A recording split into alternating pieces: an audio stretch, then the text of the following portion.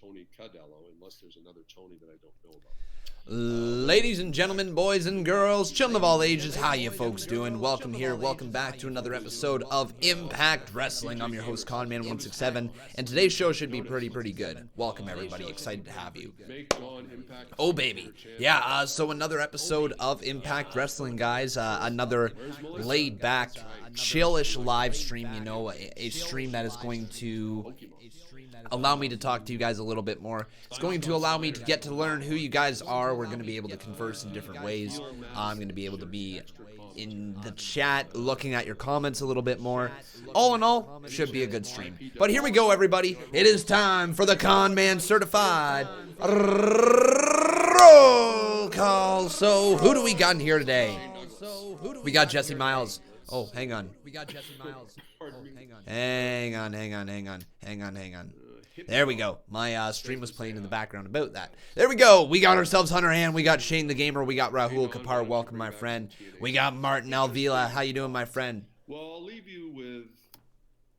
We got Matthew Granlund in here. Nice to see you, buddy. We got Lou Dog. We got Felix. How you doing, buddy? We got Christian Vega. We got Steve Taylor. We got Sangus M. We got Matthew Beno. We got Braden Mish. We got Waleed Hijaz as well. Man, we got some people turning out here today. I got, I like meat. Yes, I do. We got Roman 2 Litton here as well. Nice to see you, my friend. And let's say hello to Michael Duncantel. All right, buddy. So, I got to let you guys know right now, I am rocking it. This might be too personal. I don't really know, but I'm rocking a massive friggin' canker sore right along the side of my tongue. And it is incredibly painful to speak because it rubs up against the side of my teeth every word I speak. So, commentating today might be a little bit on the sore side.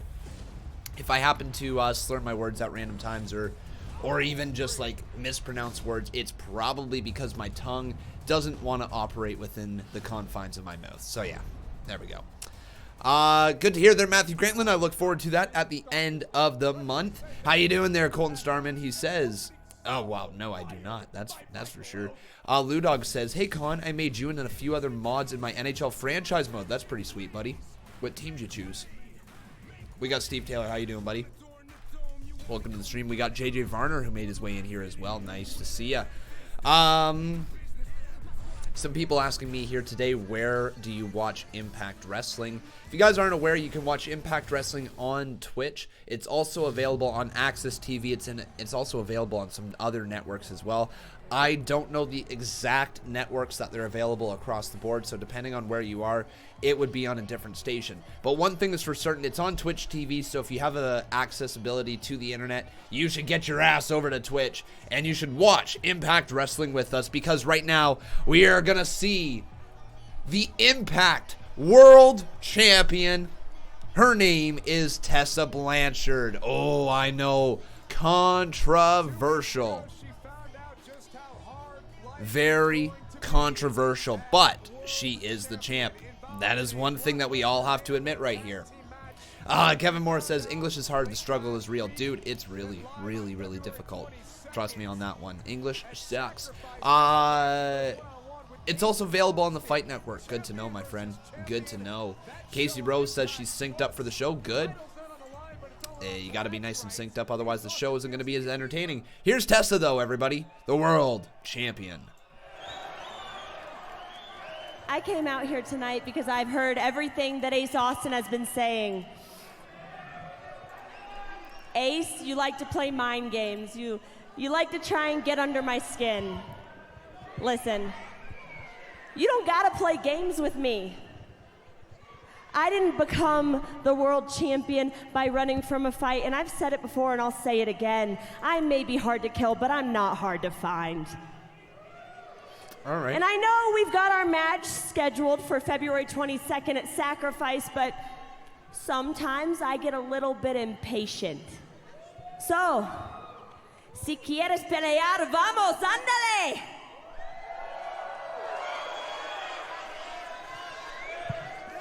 Tessa Blanchard has made a habit of coming to the ring and calling out her rivals. Okay. So, we're going to get this match now? Maybe? I don't know for sure, but regardless, Ace Austin is now coming on down to the ring. He's got Reno Scum, there we go, beside him. Ace Austin, guys, if you have not seen Ace Austin yet wrestle, the dude is talented. There's no question about that. A very, very interesting superstar and a dude who's got a bright future. Now, Tessa Blanchard, we're going to kind of have some talks with Tessa, or about Tessa, because we all know all of the controversy regarding Tessa Blanchard, right? We all know everything that is going on there, and over the last couple weeks, it's been swept under the rug, right? Just been kind of pushed off to the side and forgotten about, out of sight, out of mind, right? The internet has moved on to other things to worry about, but that doesn't mean she is off the hook. Tessa Blanchard, there is still this gray cloud that looms above her. And since these have all been taped in Mexico, I wonder what's going to happen after Tessa Blanchard returns back to Canada. And if maybe Impact Wrestling looks to take the title off of her. I don't know where they're going with it. I don't know where we're going with it, right? We're only 3 weeks into this title reign, I'm pretty sure. 2 weeks, or this is like the 3rd week right here. And it feels like they gotta kick it into high gear. I don't know what they're trying to do with this Tessa Blanchard versus Ace Austin stuff, but we'll see what happens with it. It's a champion versus champion. You've already got it just feels like they don't have anywhere else to go for Tessa Blanchard, so they're just gonna make her keep challenging men and their titles, and I don't think that's the right call. Present her as a top badass champion, have a challenger for her. Maybe Michael Elgin can win the best of 5 series, go on to face Tessa Blanchard. I don't know. Something like that could be kind of cool. But I believe this is our final episode of the Mexico tapings, and then Impact Wrestling will get back to where they normally go next week, I believe. Oh, Reno Scum, though, trying to get involved right there, up on the ring apron. As this matchup is underway right now, Tessa Blanchard is in the ring against, She's always been confident, but perhaps more confident than ever as world champion. Ooh. Trying to figure out who this guy's name is. She made history, Josh. Ooh, another kick. I actually don't know who this man's name is. Tessa Blanchard is in the ring right now, though, ladies and gentlemen. I will be taking that off the screen right there for the moment. Tessa bounces off the ropes, goes up around, Hurricanrana attempt, and she lands that. And Tessa holds the ring. Yeah. I feel like another woman should win the title off of Tessa before it goes to another man. Well, it makes me wonder, do they want to do something along the lines of, like, they're probably building towards Tessa versus Taya, right? That's the build. That's the goal for Impact Wrestling, probably, is to build towards that match. The Knockouts champion versus the world champion, battle of unification of the belts or something like that. And then having just one gender belt, and then maybe having the Ace Austin belt, like the X Division belt, be accessible to men and women. Like, do they just plan on combining all of their divisions? Is that where they're going? If that's the case, like, personally, I'm not offended by that. I think that could be unique, presenting the best of the best, you know? Matthew Benoit says, Con, why do you want to take the title off Tessa? Not once did I say that. I said that I'm not sure what they're doing with Tessa Blanchard. I don't know what the game plan is for her. And how can you say she's a good champ when the only match that we've seen her in so far, she has been a part of the losing team, right? The tag team match against Ace Austin and Taya. She lost. She lost. So I don't know what the game plan is for her, is what I'm kind of saying, right? Neek Man says Murder Clown versus The Fiend. Dude, we need more Murder Clown. All right, we need Murder Clown. That's what we need. Murder Clown. More Murder Clown. If TNA wants to normalize intergender wrestling, have another female win the world title right after her. You could be onto something. You could be right there. That could very well be the... You know what? If I'm a booker, right? If I'm a booker of Impact Wrestling, I'm looking at the opportunity that you do have at hand. And they do have the opportunity to do Taya versus Tessa, right? And I think that's a match that Impact Wrestling fans have seen before. Personally, I have not seen it. I know that I could find it on the internet if I wanted to go looking for it. But I believe Taya defeated Tessa Blanchard when that happened. So the build to the rematch is obviously there for a reason. Tessa Blanchard has not overcome Taya. They could do something similar to a unification match and have Taya beat Tessa. I know that kind of rips away the entire build of Tessa Blanchard, but part of the fun in wrestling is the build. And Tessa Blanchard's build was ruined by, well, her actions outside of the ring, if you will. You know, they all came to light right before her big title win, and it overshadowed the title win, thus making it less monumental than it could have been. So they might try to rebuild Tessa in that way, where she loses the title to Taya, then she has got to try to climb back up the mountain to defeat Taya. Again, I don't know if that's the direction they plan on going in, but it's a potential direction for sure. Just not giving her any space to move.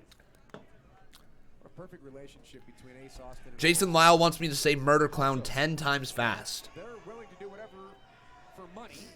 And Ace All right. Austin is Here we go. is deep, I'm going to do it. nasty, and take any tactics that he I'm can. going to do it, folks. Here we go. When you're the exhibition champion, you have a target on your back. You know that. Target on your back, your front, your head, everywhere. Murder clown, murder clown, murder clown, murder clown, murder clown, murder clown, murder clown, murder clown, murder clown, murder clown, murder clown, murder clown, murder clown. Disgusting. Oh, there you go, ladies and gentlemen. Murder clown. Hey yo, we got ourselves a $10 dono from Casey Rose. How you doing, my friend? She says, first time watching Impact and I'm liking it. Watching the streams got me watching it, and it's quite interesting. Going to be Boss Battle Champ again. Can't wait for Casey versus Becca Part 3 next week on Monday Night Con. Ah, yeah, Casey Rose. I believe it's actually Part 4. Yeah, it will be Casey versus Becca Part 4 because Becca went up 2-1 on you. But thank you so much there, Casey, for the $10 dono. Impact Wrestling, I will admit, it's an enjoyable viewing experience. It really is. It's not as serious as WWE. You know, not every single storyline I feel needs to be under the microscope because, let's face it, it's not even the number 2 promotion. It might not even be the number 3 promotion in the world. It's got to deal with what they have at their fingertips, right? With the superstars that they have at hand. And as long as they can put together a decent wrestling show, that's all I ask from Impact Wrestling. And right now, you know, this match starting off the show between Tessa Blanchard and whoever this guy is from Reno Scum, I'm enjoying it. But thank you so much there, Casey, for the $10 dono. Behold the king. The king of kings.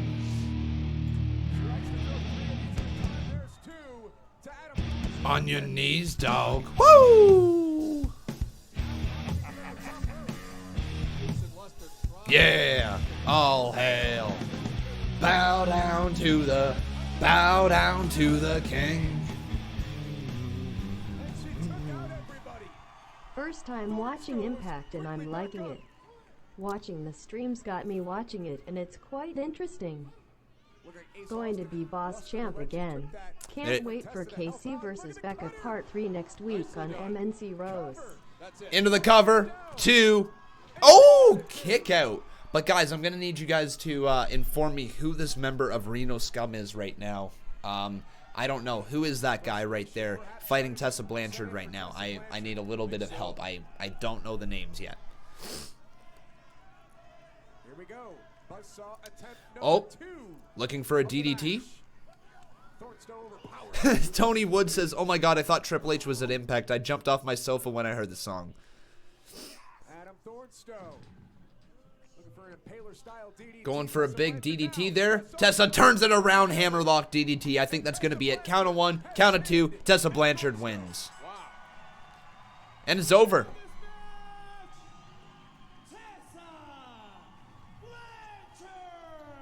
The night begins with Tessa Blanchard calling Sure. out Ace Austin. That's cool. Ace Austin comes out here with the hey, turn around. Wait, what the hell? Look at Luster. The match Luster. like a rag doll.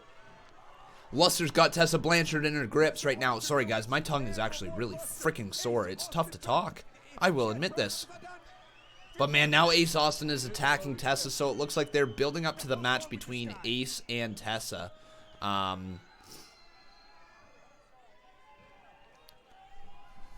Ace Austin directing traffic. I mean, Ace Austin's good. Ace Austin is a character, right? If they got to do something, I guess they got to do something. Oh! Ace with a kick right to the midsection of Tessa Blanchard. Just a scoundrel. Sorry, guys. I just got to blow my nose real quick. Villain in every sense of the word. Hey, who's that? What's that? That's Dreamer. Tommy Dreamer. Dreamer barreling towards the ring. Kendo stick shots for Reno Scum. Oh, wow. He about took his head off. Tried to take out Ace Austin. Dreamer and Tessa have a long-time friendship. No way. It was Jason Dreamer. Jason Dreamer. What the hell am I talking about? Tommy Dreamer. Tommy Dreamer, man. Good to see. So Tommy Dreamer making the save for Tessa Blanchard here. Cool. So Tommy Dreamer comes to the aid of Tessa Blanchard here. Oh man, everybody, I apologize. There is something off with my freaking, even my throat today. There's something off. Anyways, here's a little bit of a backstage segment. We're gonna have like a little talk. Stop it. No, you stop. You stop. Shh. Why are you here? Speaking. Listen, okay. I know we had like a little issue, misunderstanding, but so next week I have to face Jordan Grace for my championship, and maybe we can work out like a deal. Oh, you want our help again? Is that what you want? You want our help, right? Oh, she's coming back. You wanna know it's called- Out of luck. We're not doing it. Bye, boo. We're not doing it. Go find yourself a buddy bench. We're not the ones. What is that even Hey, good luck mean? with that match, though. Good luck. Should we really head on? You and Jordan will be watching. Such We'll bullies. be watching.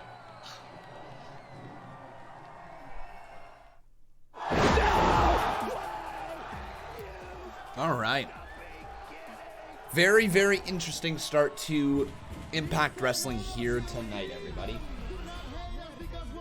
But if you have not done so, please make sure you leave a like on this video. Also making sure you are subscribed to the channel. Now I gotta ask you guys, if you go back to TNA, I know it's called Impact Wrestling right now, but if you go back to TNA, who was your favorite performer from TNA? An original guy. Who is it right now? I want to know in the chat. The Latin American exchange led to the ring by the mastermind, Conan. They don't even wait for the opening bell. They are on the attack here. Colton Starman says AJ or Joe or Daniels, yeah.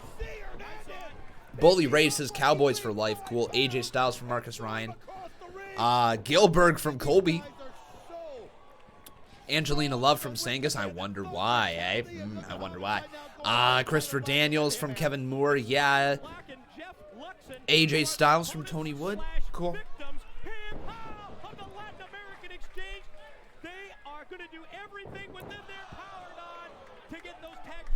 Yeah, Devin. So, yeah, a lot of people just enjoy. You can see through the chat. You can see exactly who people are used to enjoy. For me, it's funny.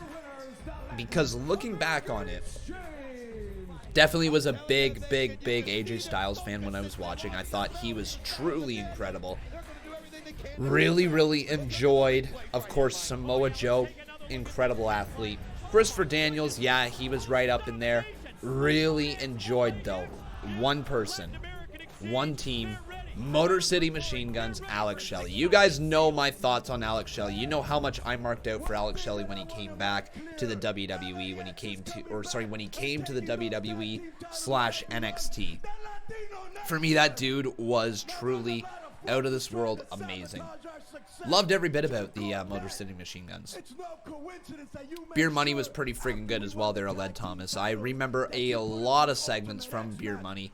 I just thought the name and the entrance alone, like the theme song, was just great. Hearing Beer Money's theme song play just brings you right back every time. You hear that song kick off and you're just like, wow.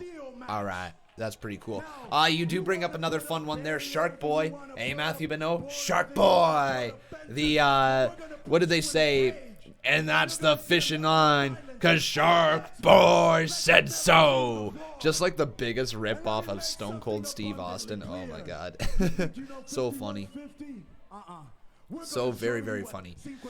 Abyss. Yo, you know what I was watching the other day, guys? If you ever get the chance, Impact Wrestling has a top 5 Monsters Ball playlist or something like that, or like the biggest monster balls that they have ever done in Impact Wrestling.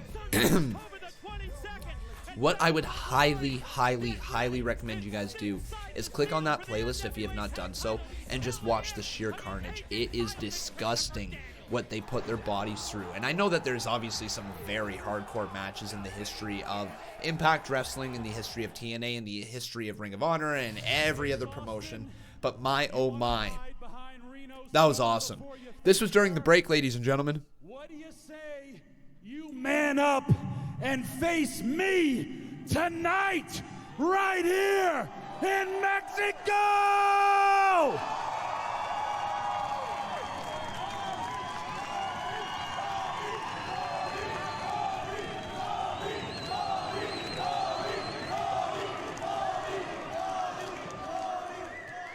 And let's go a little old school. Let's go a little hardcore. Let's go a little extreme. Falls Count Anywhere street fight tonight. Whoa. Okay. Well, folks, Tommy Dreamer issued the challenge during the commercial break, and it is official. Our main event tonight, Tommy Dreamer versus Ace Austin. No way. What is this now? What the hell was that? But yeah, everybody, in our main event, it sounds like it's going to be Ace Austin versus Tommy Dreamer in a Falls Count Anywhere street fight, anything goes extreme rules match. So basically, throw every term that you know about wrestling right there that says you can do anything in the matchup. And there you go. That is what is going to happen in the main event tonight. Tommy Dreamer versus Ace Austin. Apparently there is a Sacrifice pay-per-view coming out. Not entirely sure if it's a pay-per-view or if it's just one of their special events. But it looks like Sacrifice on Saturday, February 22nd. No, is it actually a pay-per-view, guys? Or is this just like a special event? Why is there OVW right there? Ohio Valley Wrestling. Why was that? Anyways, it's a pay-per-view, says Kevin Moore. Cool. So, 22nd. Let me take a look here if I'm going to be able to stream it. There is so much wrestling that I'm keeping up with now. I don't even know when things are. I guess I'll mark it down right now. Impact. Sacrifice. Wow, this is going to be a busy month, isn't it? February. Yeah, by the looks of it, guys, we will be live with Impact Sacrifice on February 22nd. It is a Saturday, so if you guys can make it, that would be great. Welcome, everybody, to the live stream. Once again, my name is Conman167. Will I do AEW Revolution? I think I've got that marked down in the calendar. Yeah, on the 29th, right? The following weekend after Impact. There. So yes, that is the plan, to be doing AEW Revolution. Yeah, Josh Walker, they were awesome, weren't they? Oh, we got ourselves Taurus. So Taurus versus Rhino? Taurus. No, it's Taurus, not Taurus. It's Taurus. All right, guys. Do you want... How long do you think that I can roll my R's? Okay? How long do you think that I could roll the R for the name Taurus? Give me a time frame right now. How long do you think I could do it for? We're gonna see. Give me a time frame.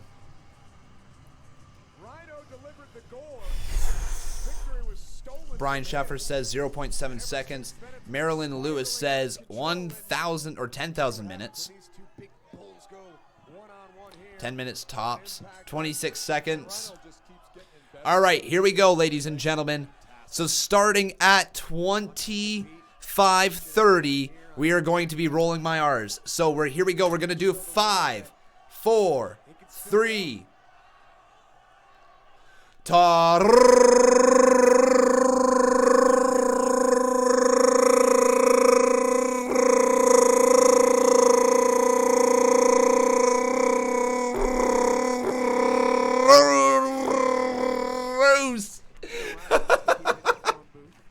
Oh my God.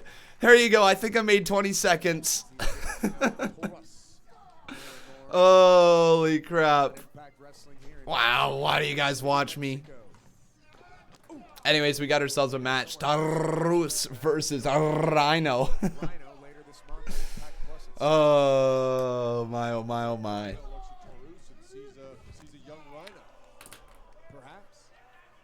You made the feed go bonkers. Did I? Cool. Yeah, Colton, and we were fine. We were able to edit it out, I think, like an hour after the video was... Well, after, like, about an hour after I was done live streaming, the video was able to process and the edit was taken out. There's no place like home. Wow. In Tampa this April. So the feed went a little bit weird when I rolled my R's like that. I guess weird sounds do weird things, don't they? Oh man, oh man, guys. I don't know what is going on with Conman here today. I was just sick not too long ago. And it feels like I'm sick again. No idea what to tell you guys. I apologize. Can't be fun listening to a guy sniffle and cough right in your ear.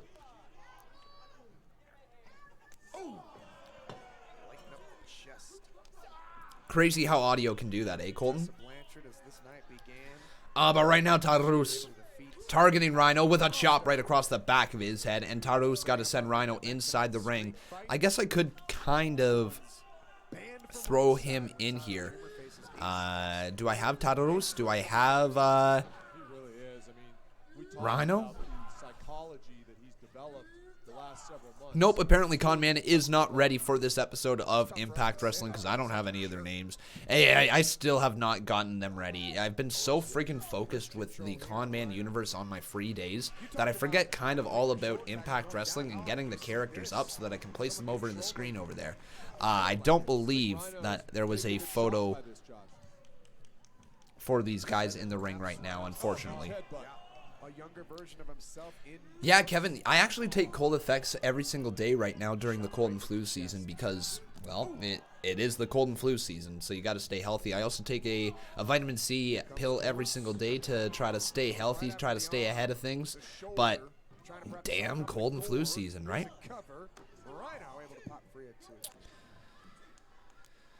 Ludog says, Con, speak only in French for a stream one day. Here's the thing, my friend.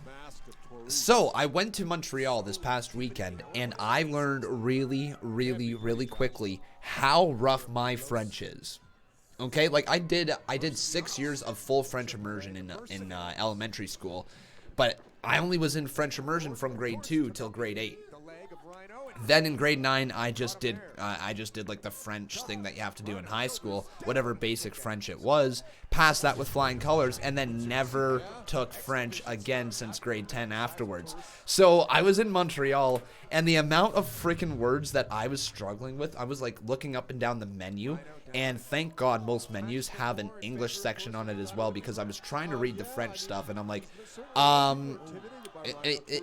don't know what this word is. It's Italian translated into French. What the hell? Josh Walker says, well, Conman, if you can roll R's like that, you can do the let's get ready to rumble. All right, you guys ready for it then?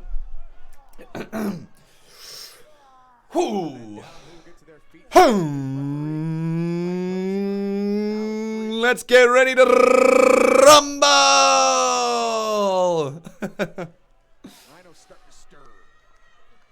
Have I heard of Suicide? Of course I heard of Suicide, my friend. I believe TJP played Suicide at one point. There's been a few people that played him as well.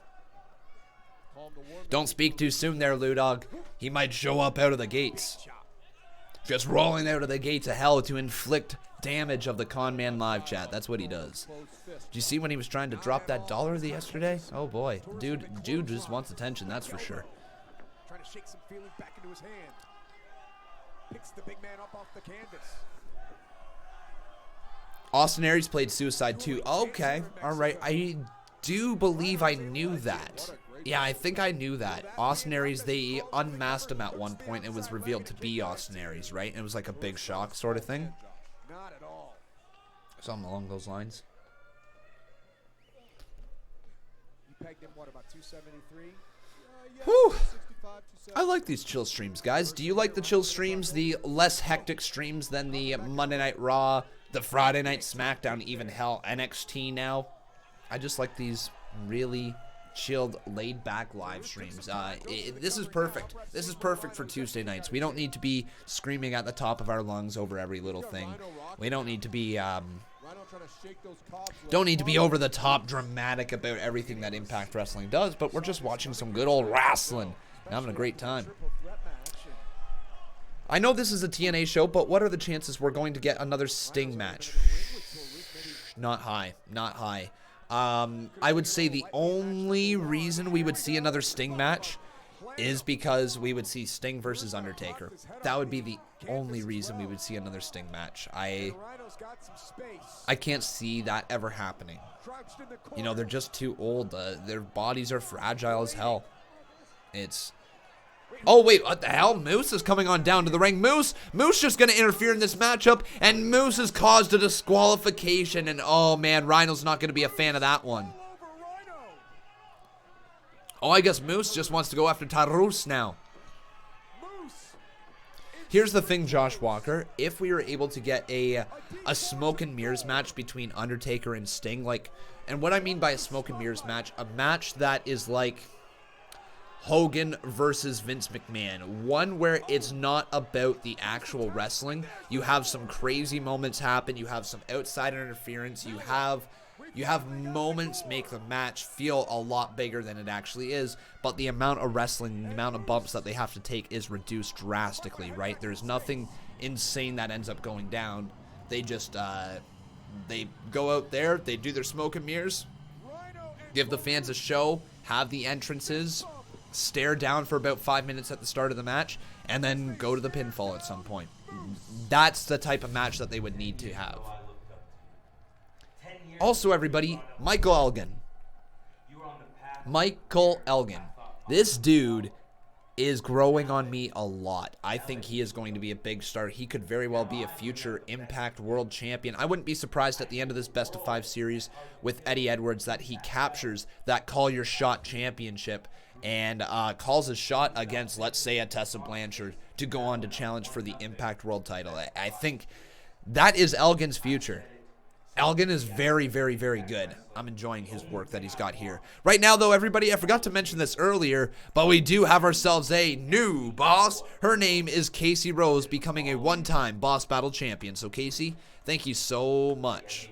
I appreciate your support on this channel. You don't even know.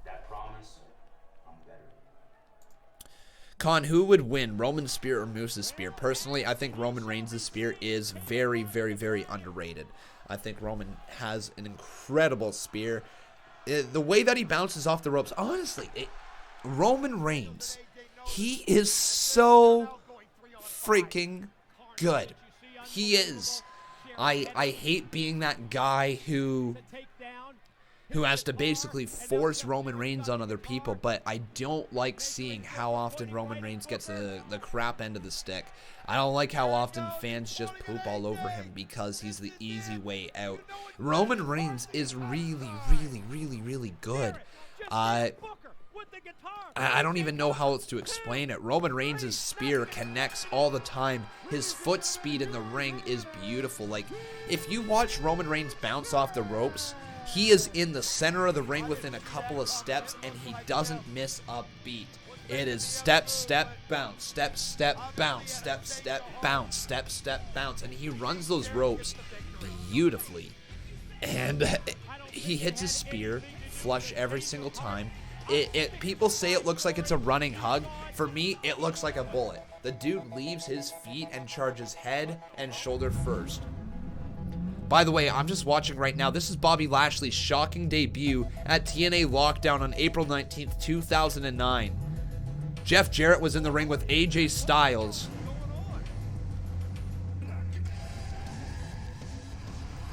And Bobby showed up. Bobby Lashley? Wow, that's kind of cool watching this debut of Bobby Lashley and now seeing where Bobby Lashley is at. Was that Kurt Angle? Yeah, it was too. Man, this had a hell of a lot of superstars that were good in the ring.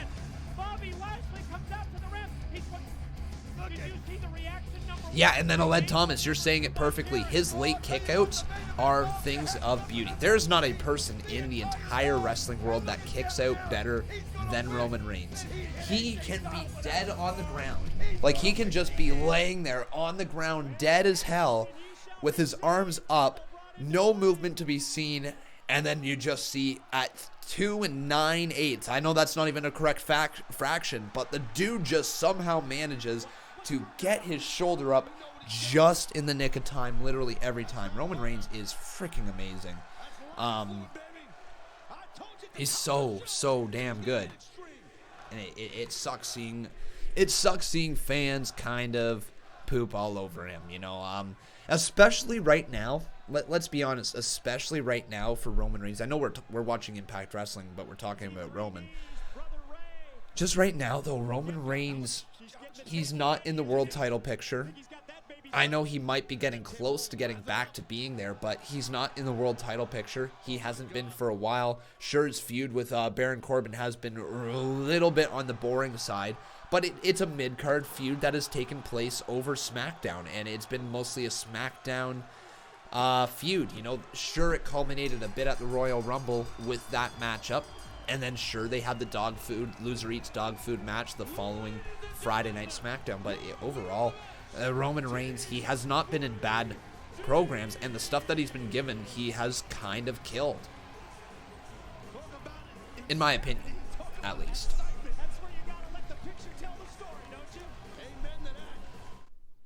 People are asking me, why did Samoa Joe get suspended? I don't know if he's actually suspended right now. Anyways, here's Johnny Swinger. Hey, everybody got their pants off? Good, sweet Rizzo. Hey, as you guys found out 2 weeks ago, there's a hot new tag team in the territory, the Mac and Pac Connection. And we're here to issue a challenge. Challenge? Challenge. One-on-one match. You and Willie wants to face you one-on-one. Yeah. Anytime, okay? Okay. Well, I'll be sure to relay that to him. You guys heard that new Van Halen album? Maybe not. You gotta listen to the radio. Charlatan. पूरा पागल है पता नहीं कि बास बोली जाता है कौन इनमें कौन नहीं को देखा Okay. Was able to keep him down long, but that back elbow did.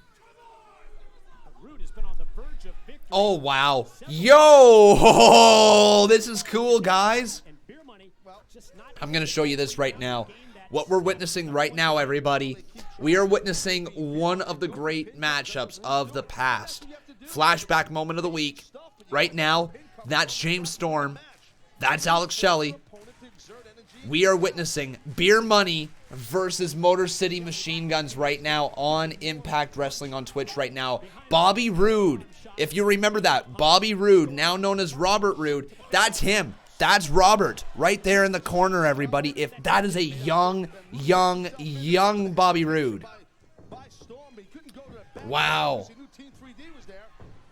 So that little bit of hesitation was enough for Shelley to stop Storm in his tracks. That one other element of the match that sometimes you forget about, but you're right. So cool. Oh, also the Dudleys are in this match. Wow! What a freaking cool match. The Dudleys are in it as well. There's Kip Saban. Man, that's really freaking cool, guys. Sorry, I'm kind of caught in this flashback moment. I'm actually really freaking taken back. These are the freaking Motor City Machine Guns that I've been raving about for so damn long now. About how, oh my god, they were so good. They were so good, man. If the Motor City Machine Guns were a team today, they would be a team that fits right in the likes of the New Day, of the Usos, of the Young Bucks, of whoever at the top of their game. There was Chris Sabin. Did I say Kip Saban? I might have said Kip. I might have said Kip Saban. Chris Sabin. You're absolutely right. But yeah, they were so damn good. They were so good. They were at the top of their game. They moved around the ring. They sold for people. And they had the fan support. Like, beautiful. Chris Sabin just launched over the top rope. So damn good. Infinite Captain 51 says, how do you watch Impact Wrestling in the UK? Well, I watch on Twitch, so I believe Twitch would be available for you as well if you want to tune in for it.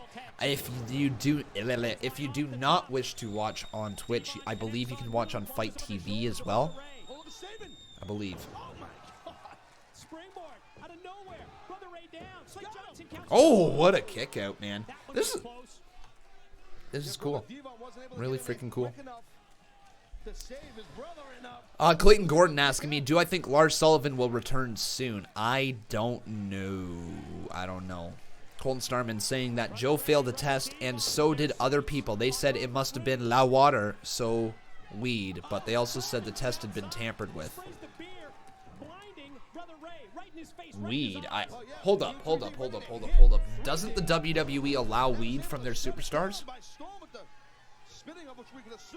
Yeah, hold up. I believe WWE superstars are allowed to smoke marijuana. I believe that has been modified of the policy, the wellness policy. I believe you're allowed to smoke marijuana. I don't believe you're allowed any other drugs in your system, but I believe marijuana is allowed within the WWE. Man, they're...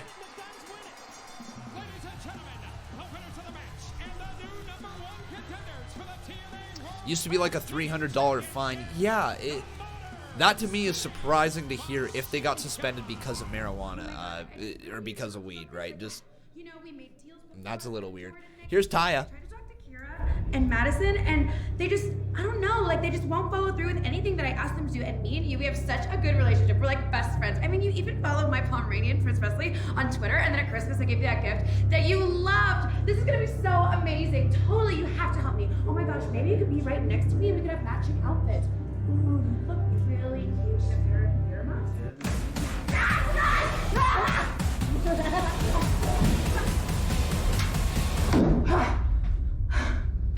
Sorry, Valerie. We're busy right now. Okay. Okay. Can I say one thing? Can I say one thing about Impact Wrestling? As cool as it is to sit here and watch flashback matches, alright? As cool as it is to sit here and watch flashback matches from yesteryear, and tell us the actual story that's going on, show us the actual show, and if you are trying to fill 2 hours of airtime, just shorten your show down to 1 hour. I mean, we don't need to be seeing flashback matches after flashback matches after flashback matches on Twitch, right? It's too many right now.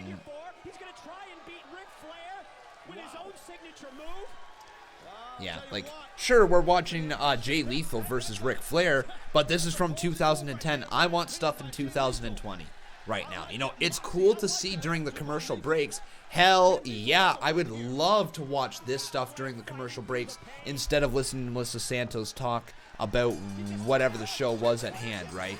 I would much rather do that. Now, I understand why they do the Melissa Santos thing to encourage engagement in the live chat, so if that's the direction they want to keep going in, that's perfectly fine. But flashback moments here, let's not just do flashback segment, because all you're telling the fans is that, hey, we used to be really, really good. Look at all the amazing talent we used to have. Look at the amazing shows we used to be able to put on. And in 2020, we can't do that anymore. So let's show you what we used to be able to do. No. Don't show the stuff from the past. Showcase your current stuff. Allow more matches to happen. Allow more segments to happen that get your current talent over. If you can do that, great. It could very well just be because this has been in Mexico, and since the tape show, they had to try to spread out all their tapings across 3 episodes. So it's been drug a little bit thin at times. But yeah, that's my only thought on it right there. Hey, Mom!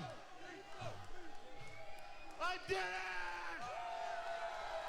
Steve Taylor says, just think, 117,000 people know about you. Like, imagine that if they were in one spot. Dude, I've thought about that before. I've truly thought about that before. It is insane insane. If I were to sit people down in one single room, 117,000 people. Oh my God. Like, that right there, that number, when you put it into perspective like that, is truly out of this world insane. And I don't let that number, or I don't let the fact that it's a number on YouTube defer away from the fact that I know each one of those numbers is an individual person. Sure, some of the accounts might be from 2 or 3 people or whatever, so let's cut it down a little bit. But I still just know that over 100,000 people click subscribe onto this channel. It is truly freaking cool. And I'm so grateful of being in the position that I am. I really am.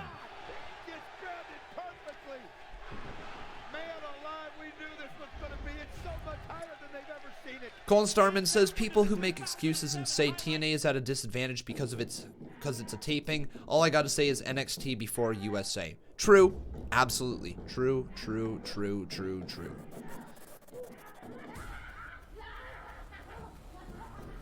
I guess Rosemary laid the trap for Havoc. Yeah.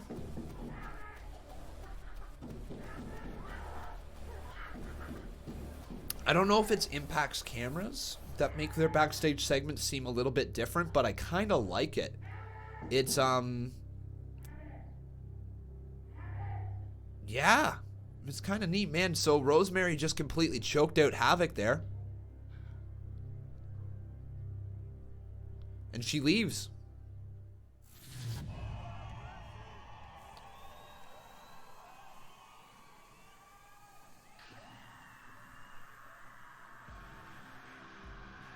So what is about to happen here? So Rosemary is coming on down to the ring.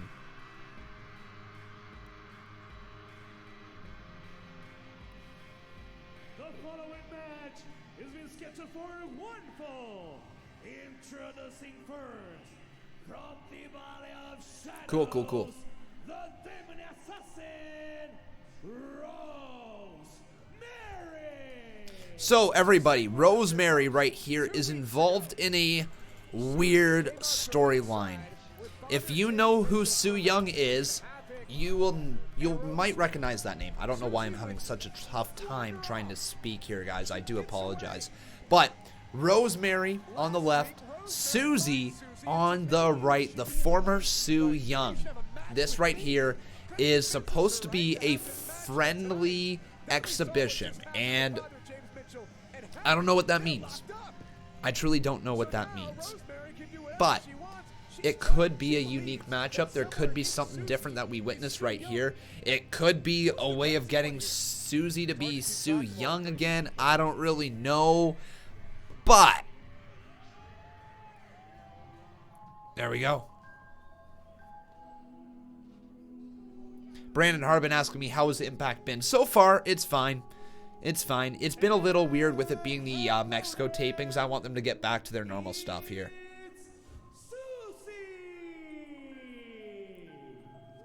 So Susie's creepiness continues. Remember what happened to Su Yung right here in this very building in Fronton, Mexico.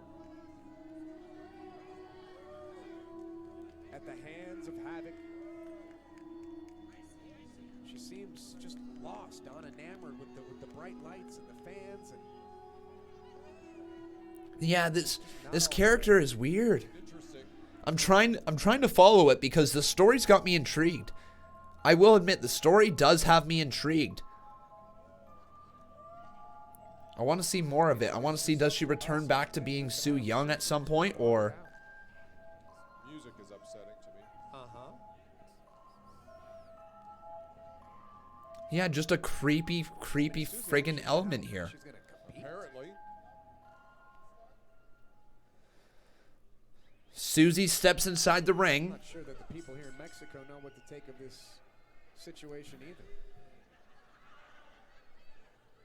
Rosemary puts both of her hands behind. And is Su Yung gonna do something? Su Yung wants to shake the hand of Rosemary. Rosemary sticks her hand out, shakes her hand, pulls her in. Wait.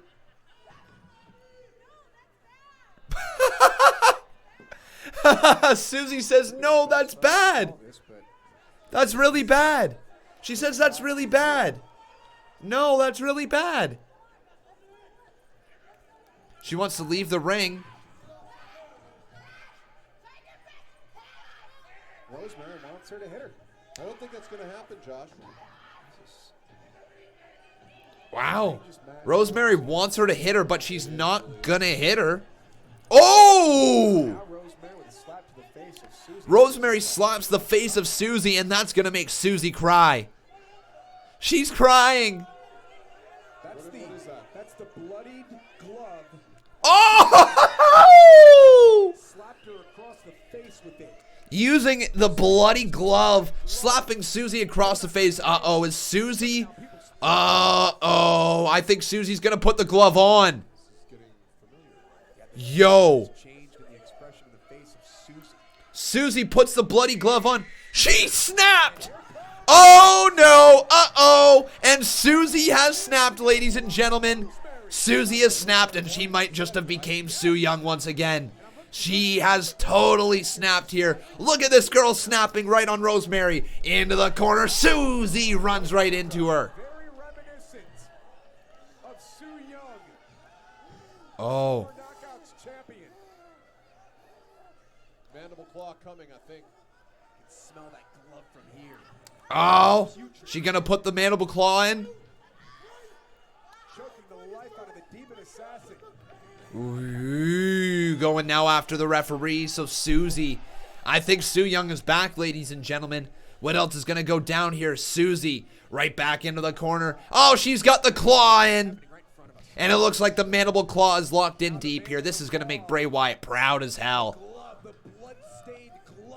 That blood-stained glove deep down the gullet of Rosemary. She slides out of the ring, and it looks like Rosemary might be done here with Susie.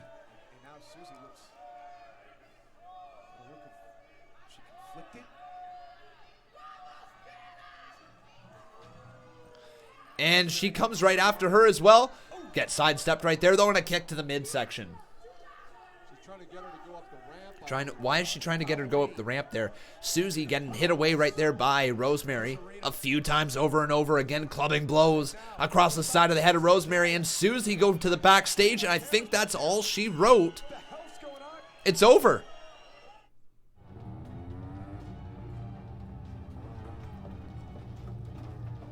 Wow.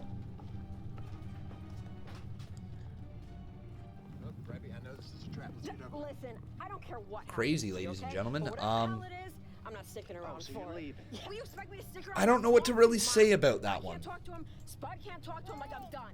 It has me intrigued. That's probably the first segment that I've been sitting there watching, trying to figure out what the hell was going on. Like, not sitting there trying to figure out what was going on, but like truly watching closely. It got me intrigued. So whatever they're planning on doing, it's working. Brother Nero, I knew you'd come. You want me to sign this contract so badly. Okay. What are you afraid of? I am not afraid of anything. But this is not the appropriate place to handle this. We must go to the sanctuary of our Genesis. I apologize, guys. I don't like to complain.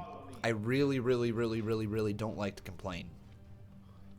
But my freaking God, is it tough to talk when you got a damn freaking canker sore that is like the size of it, like something like that freaking big on the side of your tongue, and it rubs up against your teeth every single word that you speak. Like, it is tough to talk, man. I'm having to speak with the tongue at the back of my throat here.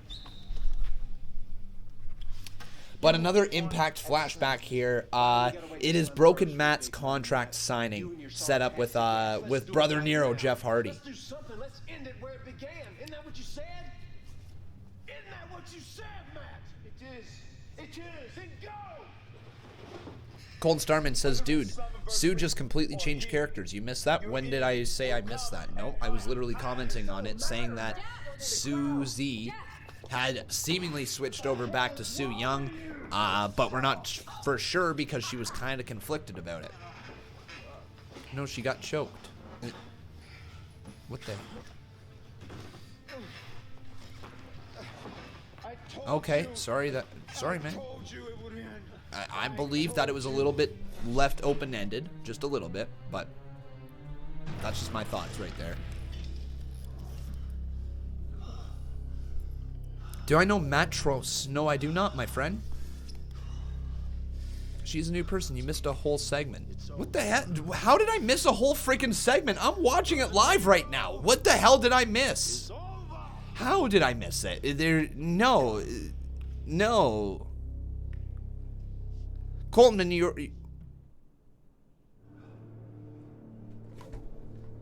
What?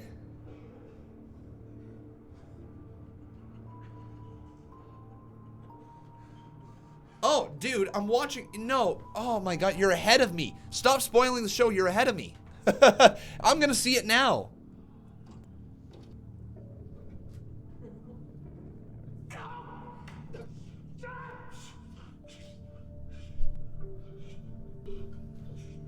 What is this?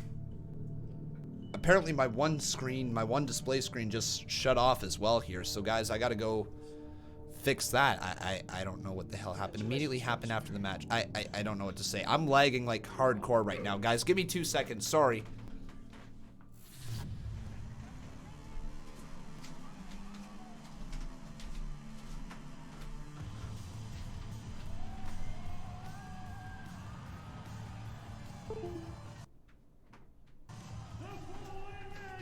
Is scheduled for one fall. Coming to the ring with Palapa from Los Angeles, California, TJP.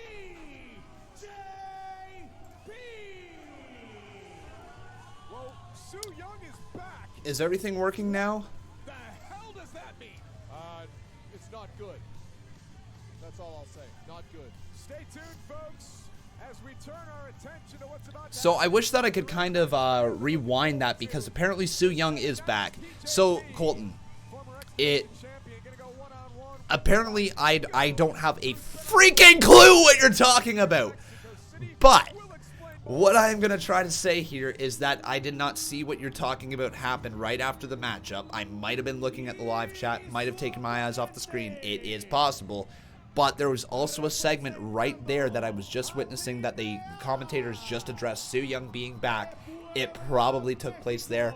I could be very, very, very wrong.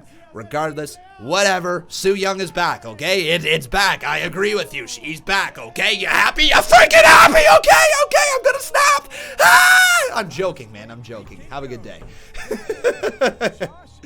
But regardless, everybody, here is Vikingo. Oh, yeah.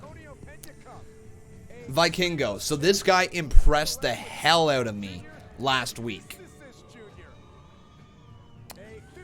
I'm really impressed with who this man is.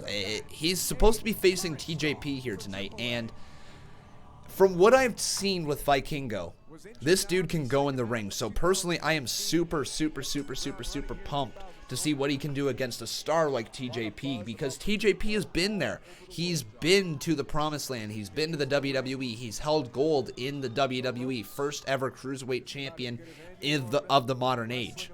The dude can go in the ring. So, let's see what happens against Vikingo here tonight. I'm very excited about this matchup. I would say that this is the match I've been looking forward to the most here tonight. How has this only been an hour? It feels like this show should be already about, well, 3/4 over. He's traveled all around the world. Vikingo up to the top rope. That was quick, wasn't it? Byronite says, I don't know if you know, but Impact accidentally released the full show on YouTube a few hours ago. They've privated it since, but there are spoilers around. Yeah, I personally, that doesn't really bother me because I have not looked at the spoilers. I have avoided them at all costs.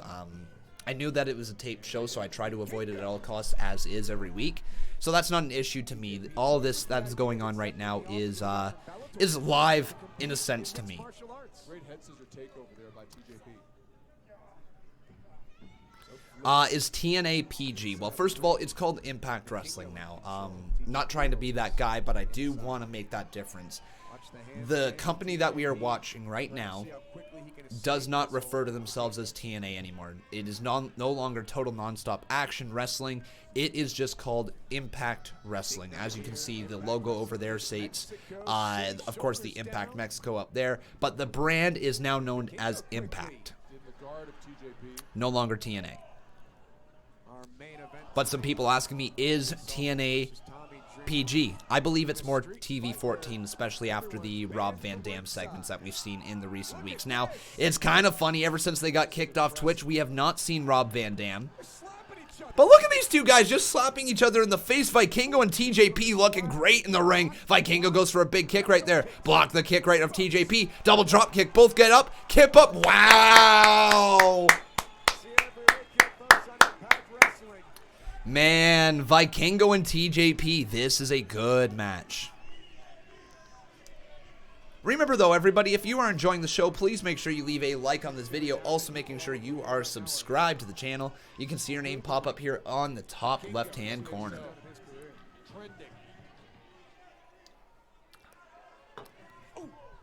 Vikingo's a rising star in the business. No doubt about it. Callum Islip asking me, do I know Wrestling Days? I know of him. I've seen a few videos of his. Do I personally know him? Not personally. I've had a few interactions with him on Twitter, had a few interactions on YouTube sort of thing. We know of each other.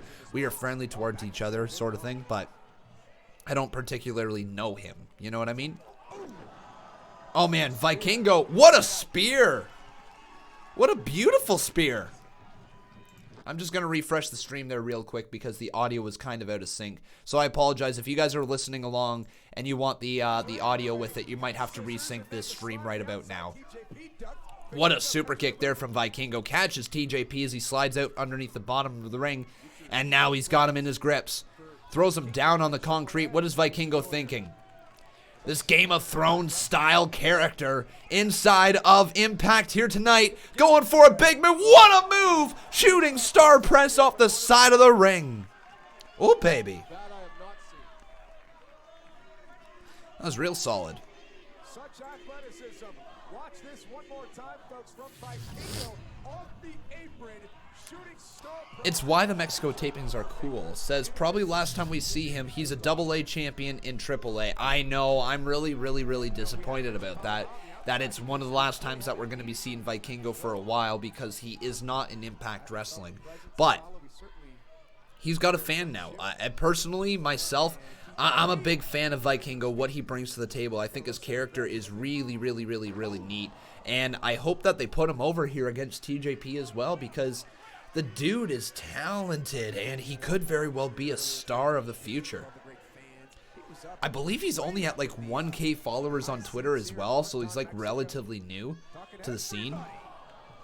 Nice move by TJP right there. As he enters the ring, the cover and the kick out. Kick out by Vikingo. But yeah, a Vikingo. So yeah, right here, he's sitting at 1,215 followers, but he is really coming along, taking the world by storm, really like no other. I did not expect him to take over like this. Colton Starman says he has 2 championships, so someone must agree. Well, how could you not when you see that gimmick? First of all, when the guy's got shaved head with long ass hair going all the way down to almost his butt, who is athletic. Well, he's not all the way down to his butt. It's actually down just towards the middle of his shoulder blades. But you know what I mean. He's got long ass hair inside, like with dreadlocks in. He's got a sweet ass look. Can work in the ring. And I bet you he can cut a mean promo in his native tongue, right? What a move, though. TJP is being stretched out here by Vikingo. Oh, no. Oh, TJP rolls through, though. TJP looking for an armbar potentially. No. Oh, yes, he does. Oh, no. Trying to snap the arm, and he almost does that successfully. Vikingo selling the crap out of his right arm as TJP just brought it right back and almost popped it right out of socket. Can you tell me his Instagram real quick? I don't know his Instagram, but his Twitter is at Vikingo_AAA. Vikingo is spelled Vikingo. Vikingo. TJP wanted the referee a little bit quicker on that. For sure. But how do you keep up with these two? Good point. Sorry, everybody. One more. I just got to blow my nose again. TJP continuing the attack on the shoulder of Vikingo. TJP looking for that kick. Oh! Right into that shoulder again. TJP says, let's see what you have. And back and forth they go. He punched him right in the shoulder. The obvious question down is why? Is Vikingo a Samoan? No, I do not believe he is. I believe he is Mexican. I could be wrong, though. Man, what a move, though. Armbar? Yeah, what a transition. Vikingo transitions right into an armbar, and TJP is in a little bit of trouble. TJP, though, knows his way out of an armbar, as the dude is a master submission expert here. TJP, beautiful transition. Oh, my God. Has he got his figure 4 leg lock locked in here? No way. He's got a Muda stretch. Beautiful stretch right here locked in. Also known as the last chancery. That was one of Austin Aries' finishing maneuvers when he was with WWE. Man, look at this move here, though. Locked in deep. Vikingo trying to get to the bottom rope. He is just mere fingertips away, and he gets there just in the nick of time. TJP forced to break before 5. Oh. I don't think people realize now or appreciate how much energy you use, how exhausted you get after trading holds back and forth like that on the canvas, do they? Chad Chancellor asking me, any chance that Tennille is on this show? Anyone? I don't believe she is on this show, but I believe she's going to be on like the next one, or at least one of the next couple of episodes. They're starting to get into the rotation again, and the Knockouts division, while it's deep, they do need some more talent to start rising up the card. Obviously, Jordan Grace is going to be going into the championship match against Taya Valkyrie, but they do need some more talent, and I'm pretty sure that we're going to see Tennille wrestle at some point in the future. But not here tonight. Not likely, at least. Vikingo, though, he is working a great match against TJP right now. Look at this. Wow! The dude's incredible. My God, Vikingo is unbelievable. He's unbelievable.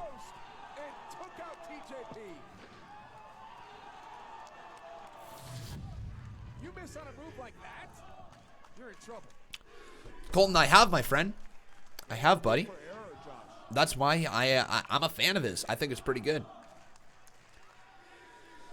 Clayton Gordon says, Conman, that's weird. You're like 4 minutes ahead of mine. Okay, what I would suggest you do, my friend, if you're watching on Twitch, just refresh the live stream if you're 4 minutes behind somehow. Next, like, commercial break or whatever you can do, just try to refresh it, and that might work out for you. Oh, my God, what the hell is he looking for? What the what? No way. What a beautiful maneuver. A leg drop off the second rope. It's not enough, though. TJP kicks out at 2.5. Vikingo set TJP up across the middle rope. He was hanging there. Basically, TJP was just hanging there across the middle rope. He was like there, like this. And then, boom, leg drop across the middle rope, off of the second rope as well. Beautiful leg drop, courtesy of Vikingo. Such a different sport. You don't have time to huddle up after an incomplete pass. You have to keep double feet from TJP, catches him right there. TJP leaps up to the second rope, goes all the way around the world. What? No! What is a tombstone? Tombstone pile driver from TJP.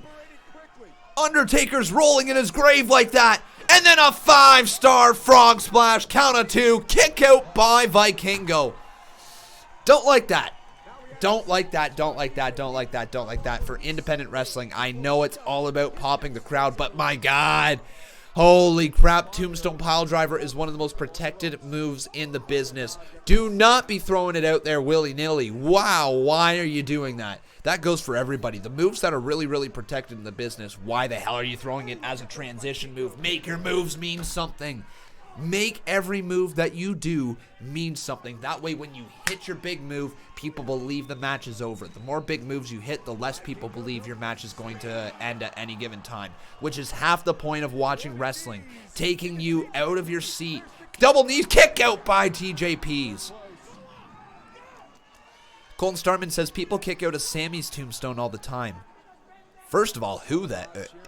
in what world does Sammy... Sammy Callahan. Difference. It's not a tombstone pile driver. First of all, I thought you meant Sami Zayn, and I was like, what the hell are you talking about? Sami Zayn doesn't have a pile driver. But no, you meant Sammy Callahan. Yeah, it's a little bit different in that sense because it's his finishing move, right? No way! What a move by TJP, sweeping the legs right there into the octopus stretch. But it's okay to kick out of a pile driver who just threw a water bottle in the ring. Disrespectful. And Vikingo gets to the bottom rope. But if you have a big move like a tombstone pile driver that is literally synonymous with one person, The Undertaker, you don't throw it out as a willy-nilly move, right? As a transition move. And then followed up with a frog splash. First of all, frog splash is a finishing move for a lot of people as well. I know lots of people break it out in their matches as well. But like if you go from a tombstone to a frog splash and you don't win,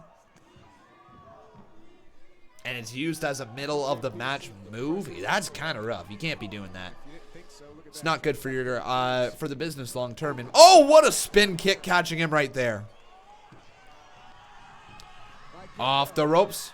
Beautiful. TJP catching him right up there. Dropping him down. Hurricane. What a counter. TJP's got a modified STF. He's got the stretch locked in. The TJP clutch. It's over. Vikingo taps out to TJP. Damn. Damn.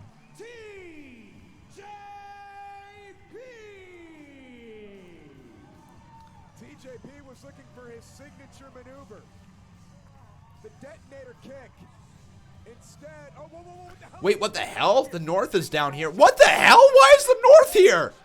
Yo, why is the North? Josh Alexander and Ethan Page. They're attacking Vikingo. Yo, get off my boy. There you go, TJ. Oh, TJP to right hand. Now Falabala. The big boy is in the ring. Falabala, is he going to take down Josh Alexander and all ego Ethan Page? Nah, Falabala standing the ground for TJP as the North just leaves. So I honestly don't know what that's about. I guess they're going to start building up to TJP and Falabala versus the North for the tag team championship. Sure. I'm down for that. I'm down with that.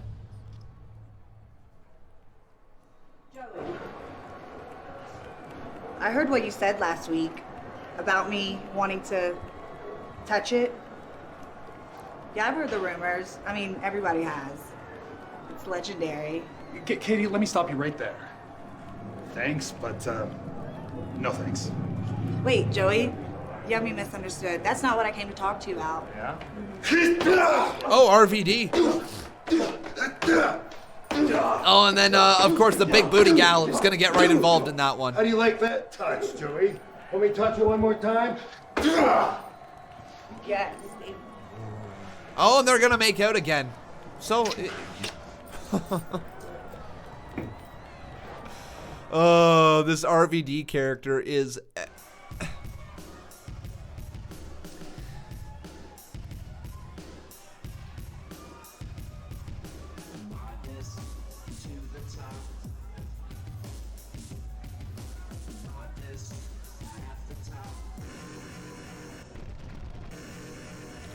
Sorry, just watching something right here. The flashback.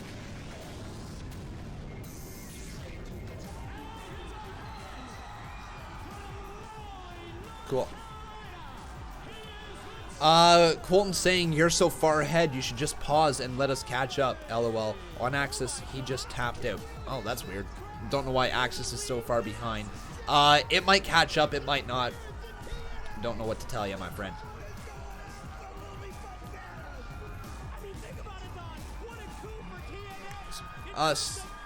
Statical Gaming says, do I ever watch Ryback's YouTube channel?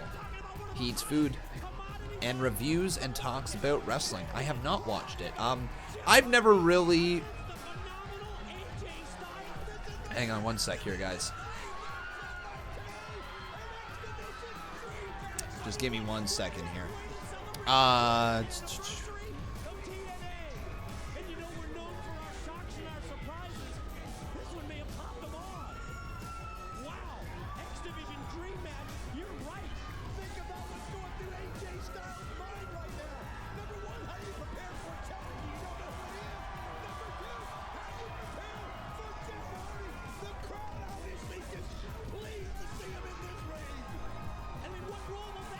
Okay.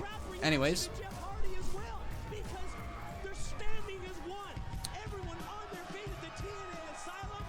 I just kind of want the show to continue. It's cool seeing Jeff Hardy and AJ Styles right in this ring right now with this flashback, but personally, I'm not really here to watch the flashback stuff. I'm more so to watch the actual show. For a tape show, you would like to see it move along a little bit quicker. But overall, guys, Impact Wrestling has been an enjoyable experience here on Tuesdays. I am quite enjoying it, and I hope you guys are as well. I would say Ryback's channel honestly would be a 7 out of 10. He posts content, constant and good footage. I didn't like him in WWE though. Yeah. That's the only word to describe it. Unreal, unbelievable, you're right. I'm getting word now that at the conclusion of this X-Division title match, we will join our broadcast colleague Shane Douglas. Shane Douglas is standing by at that remote location where Raven promises to pay tribute to Sabu's uncle. I truly believe right now I don't have anything to talk about. I'm being honest right here, guys. I'm having a tough time coming up with stuff to talk about right here for you guys. My brain is completely just switched off of wrestling. I'm drawing blanks on what to say. My mouth hurts so friggin' much right here from this stupid tongue that the stupid canker sore on the tongue that I'm really struggling to come up with stuff. So talk to me, ask me questions, guys. Let's get the chat rolling again. Quatil, how you doing, my friend? Says, do you live stream every day? I'm new here to the channel, and I like being in the lives nearly every day. Every time that wrestling is basically on, I am on. Joey Ryan. What? You don't know what you're talking about, Gabby. I ain't lost nothing. I'm cool as a cucumber. That's what Joey Ryan's gonna find out next week. Just how cool I am.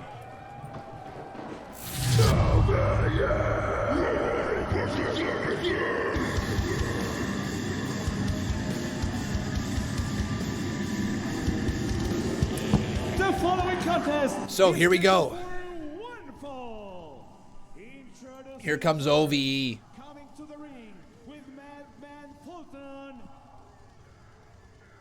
from Dayton, Ohio. Dave Kreese and Jay Kreese. O-B-E. So OVE's here, everybody. Oh boy, oh boy.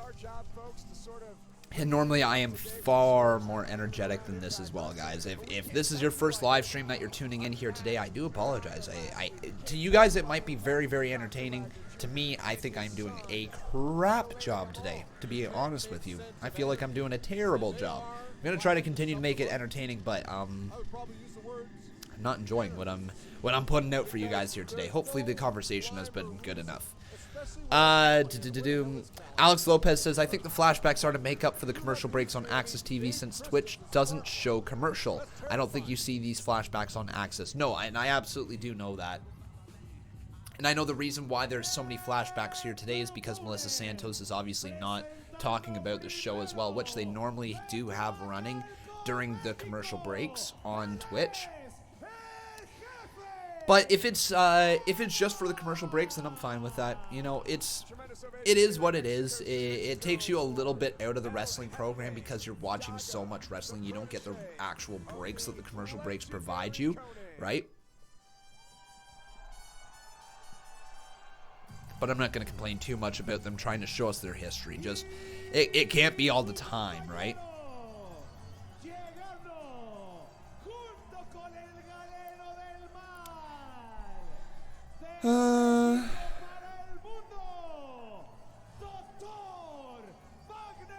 Flashbacks are only 2 minutes, though. Commercials are 4, so every commercial you gain 2 minutes on us. Is that how it works there, Colton? I don't know if that is how it works down to the actual nitty-gritty. If that is what it is, then you should be watching it on Twitch with me, so that way you can keep up to date. Con, could WWE give Ricochet the title with the help of Drew? No. No. No. No. No. No. No. Nope, nope, nope, nope, nope. You want to know why? Because Ricochet versus Drew McIntyre for the WWE title does not sell tickets this year. Brock Lesnar versus Drew McIntyre for the WWE title sells tickets. And, okay. Shit like this. Okay, alright. Why all of a sudden are we getting another flashback? It's 9:19, ladies and gentlemen, and I could swear we've gotten so many flashbacks right now. But show your show. It's taped. You really don't have any excuse to be making it this dragged out. Your show's taped. Right, Impact Wrestling? Like, I want to give you the benefit of the doubt. I want to watch your show. There is a reason. There is a reason that I am streaming Impact Wrestling. I want to see them do well. But my, oh my, oh my, oh my, oh my. If your show is taped, please don't take the viewer out of it. If you're going to have multiple flashbacks or you're going to have flashbacks happen, at least just show the full 4-minute commercial flashback. And then that way we don't have to cut away again and just feel like we are wasting our time. Colton, I understand it's to catch them up. All right, buddy? I understand it's to catch them up. What I am saying is that your show is taped. There should be no excuse to have to try to catch them up. It's taped. It's taped. You should have that figured out right there.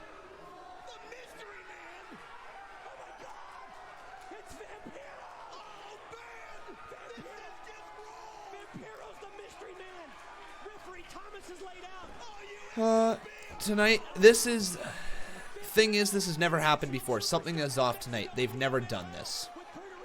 Well, here's the thing. They've never done this because they normally have Melissa Santos working the in-between commercial stuff, right? They normally have Melissa Santos reading through the comments. She wasn't at the start of the show, so I believe either Melissa Santos is off or she just wasn't able to do the live stream today for whatever reason, but it certainly feels that that could be the problem, right?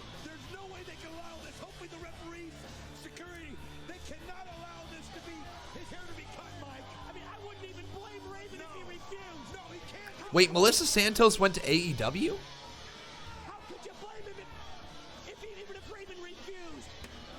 Really?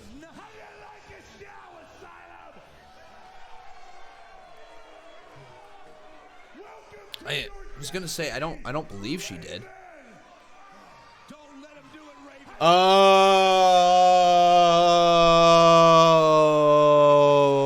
I see what you're saying.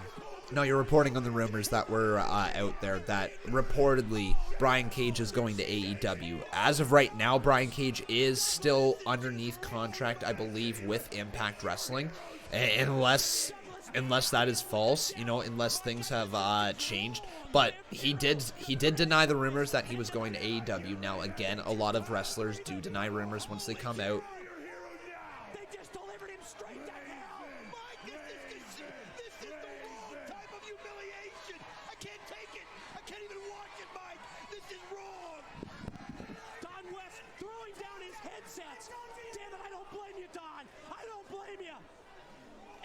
Oh. So yeah, so lots of people saying she didn't go to AEW. Yeah, that's what I heard as well. That's what I heard, that she isn't going there quite yet, but like they might end up have that happen, right? It could go down. Mexico City, Mexico. It is OVE taking on the team of the legend. Clayton Gordon saying that when Ray's contract ends, he needs to go to Impact. Why? I thought I was the only doctor in pro wrestling. Oh, there's many doctors in pro wrestling. Really? Josh Walker says, fine man, I've been watching you for a long time, and this is the first time you've ever responded to me live. I'm excited about it. Thank you. Hello. Well, sorry, Josh Walker, that I haven't responded beforehand, man. This is definitely the time for me to learn your names in streams like this, when there's 70 people watching, you know, when there's not over 500, 600 people in the live chat all chatting at once. Like, this is when I have the ability to learn some more of your names. It's more of a kickback, laid-back live stream. Get to more of your guys' comments and be able to answer questions that you have. So make use of that, guys. This isn't a normal Monday Night Raw stream or anything like that. I can actually read your comments. I can get around to it. I'm not constantly talking about the wrestling that is happening at hand. This is a lot of the ways that I'm going to be able to get to learn who you guys are, and who you're watching, and why you're watching, and all that stuff. Colton saying that I think he's under contract with Impact, but the way he jobbed RVD at Hard to Kill was bad. Yeah. Alex Lopez says he has a bicep injury. That's why that is why they ended the match early. He has not signed any contract with AEW. He is still with Impact, but his contract comes up soon, and then I believe he is rumored to go to AEW after that. So still under contract with Impact, but rumored to be going to AEW once he is done. Like to say, you're only as good as your last touchdown. Ooh. Just trying to talk a little bit more about Impact stuff there, Matthew, but no, I don't want to have the conversation be dominated by WWE stuff. But like, let me answer this one at least. He says, could Drew get Ricochet disqualified? Why? Again, why? Could Drew get Ricochet disqualified at Super Showdown when Drew attacks Brock? Why? Is the purpose of that to try to keep Ricochet strong? Sure. Is the purpose of that to try to get Ricochet another WWE title match? Maybe. Is that the right call? No, because what does that do? It makes Drew McIntyre look like a little bit of a weak little... I don't know. I don't want to say the word, but you know which one I'm trying to refer. If Drew McIntyre is shown to have any weaknesses on this build to WrestleMania other than getting sneak attacked by Brock Lesnar here and there, that's not going to work, because Drew McIntyre has lost to a lot of people. So you got to build up his credibility, and having him come out there and just do something stupid like getting a disqualification, it's not the right way to build him up. Not at all. You got to build him up as a strong badass who isn't going to be just like everybody else. Shadow Sniper asking me, am I going to play Fire Pro Wrestling again? No, I didn't enjoy that as much as I thought I did. I enjoyed it for I want to say like the first 2 episodes I recorded, 2 or 3 episodes, and then after that it just was a pain in my ass to try to record and try to get set up. I just didn't want to keep doing it. Didn't enjoy it, and I'm glad that I dropped it from the channel, to be quite honest with you. Drew is a babyface. That's not going to happen. Exactly, buddy. Man, right now, though, in the ring, we got ourselves a matchup. Like I said, Daga, and then we got, what's his name? Oh, what a driver there. By Jake Christ from OVE. Daga's right back up to his feet, though. Daga does it as well. Saying, if you can do it, I can do it better. I also got to ask you guys something here. Why did Madman Fulton lose to Ken Shamrock? Why did he lose to him at Hard to Kill? That to me made no sense. You got yourself a big monster in the form of Madman Fulton, and you have him lose to a big dude like Shamrock, but yet we're still supposed to be fearing him. Oh, what a clothesline right there, and it looks like OVE is taking back control of this matchup. Con, do you want to see more Monster Ball matches in Impact on today's TV? Yeah, why not? You know what? Impact Wrestling, they have something from the past that not a lot of other companies have. They have history. there is companies like Ring of Honor where they can lean into their history, but Ring of Honor was more of the independent stomping grounds where people came through Ring of Honor before going on to bigger and better things. Impact Wrestling was the #2 promotion, and a lot of people chose to go to Impact Wrestling instead of WWE. They were the alternative to WWE back in the day. They were the new, fun, hot promotion on the scene. So they have all of that history there that the fans watched. They have the connection. Sure, Ring of Honor can say, oh yeah, we had the great CM Punk match versus Samoa Joe match, right? You can make sure you watch those again. Cool. That is awesome. And you can definitely watch those all the times that you want. But it doesn't mean that the fans care about the performers that they have in the ring as much. But within TNA, they had all these great moments. They had all these great matchups. They had the X division. They had the Ultimate X match, or whatever that Ultimate match is called. I think it was called Ultimate X. Of course, you've got the Monsters Balls. You've got people like Abyss. You've got characters that were known for Impact Wrestling that made their name in Impact Wrestling and thus created a legacy that you could call upon at any given time. Impact Wrestling has that advantage. So when you've got that much history, when you've got that much, what's the word? When you've got that much nostalgia, you got to enact on it. You got to pull that out. Think about how many people were talking about TNA returning for one night only. TNA one night only, right? How cool is that? People are going to flood in to watch TNA one night only because of the nostalgia acts. Because of the nostalgia feel. So, pull in on that. Have the Monsters Ball matches. Have the Ultimate X matches. Have this, have that. Call back teams that became famous in Impact Wrestling to help get your current crop of superstars over. They are out there, and they are willing to do the jobs as well to help get the next generation over. So if Impact Wrestling can find how to draw the nostalgia in order to bring more viewers in, frig, they're going to be fine, aren't they? They really are. Colton says they couldn't have a Monsters Ball match because of the amount of blood. They're on their last strike with Twitch, but Ultimate X match would be amazing. Here's the thing: what I don't want Impact Wrestling to worry about. Don't worry about the terms of service as much if you're trying to put on a good wrestling show. You've got yourself Access TV, you got yourself Fight TV. If you get kicked off Twitch, you get kicked off Twitch. It's a cool experiment, but you can't allow your platform to affect your show, right? You can't allow the platform that you are on. Oh boy, Dr. Wagner Jr. Great dive. Okay. And now Daga. You can't allow the platform that you're on allow yourself to. I don't even know what I'm trying to say. You can't allow your platform dictate what you're doing, right? You just can't do that. Oh, Daga wins. Cool.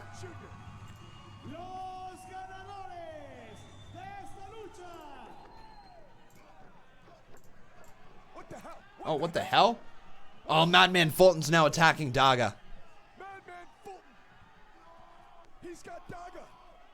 Daga planted into the mat. Another attack. There's the son of Dr. Wagner Jr. And Dr. Wagner Jr. now is just being stomped away by Madman Fulton. Man, he's absolutely dominating the ring right now. Again, I don't understand why he lost to Ken Shamrock. I really don't. The Mad Titan says thumbs up. Thumbs down. Cool.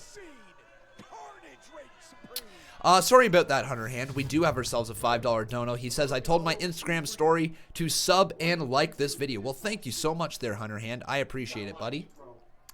Hopefully you are having a good day. Our world heavyweight champion of the CMU. Oh, yeah, baby.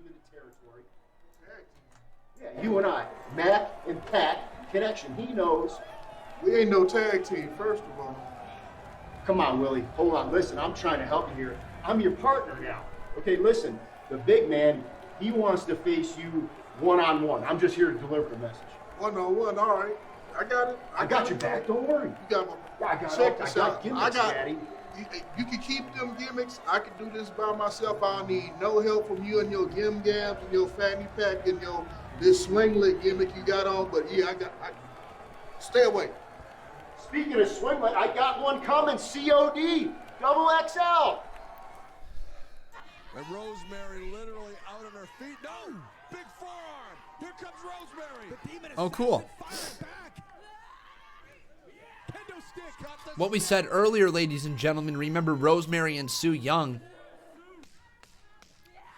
This took place on May 3rd, 2018. Su Yung and Rosemary, the matchup that they had. So Susie that we saw earlier transition into Su Yung. This is the matchup if you're watching along right now. Let's roll the $5 dono.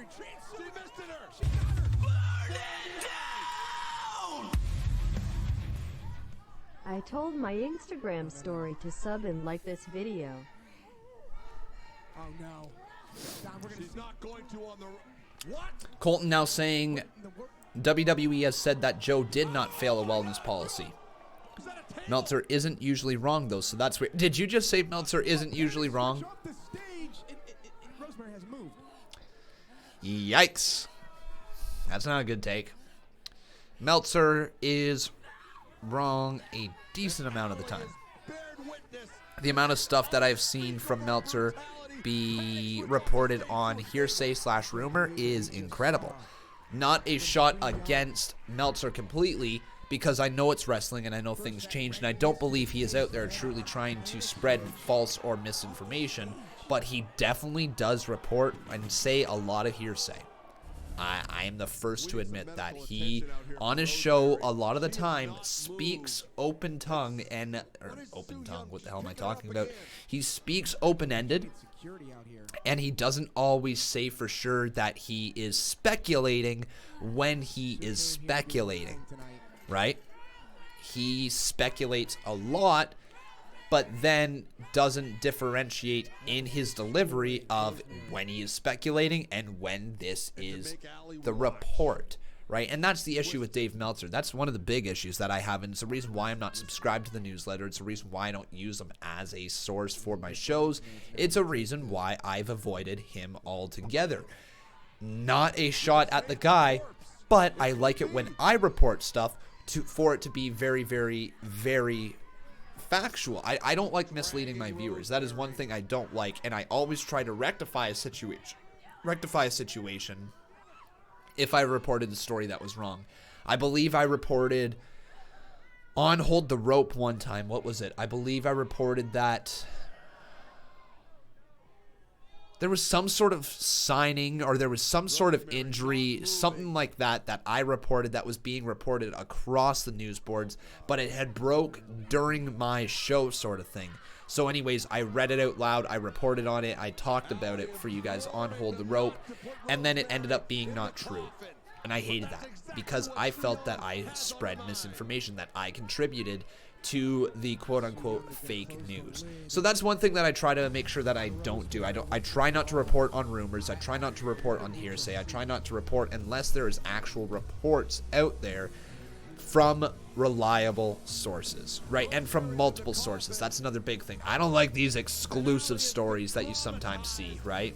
Being forced to bear witness to this brutality on behalf of Su Yung. Yeah. Su Yung put Allie in a coffin. Don, I hate to ask this question. Is this the death of Rosemary? Callum Islip asking me, is Ken Shamrock gone from Impact? I wouldn't say he's gone. I actually don't know what he's doing. Yeah, I actually don't know what he's doing. Hey, yo, we're going to get match number 2, though, between Michael Elgin and Eddie Edwards next week. That should be really, really good, guys.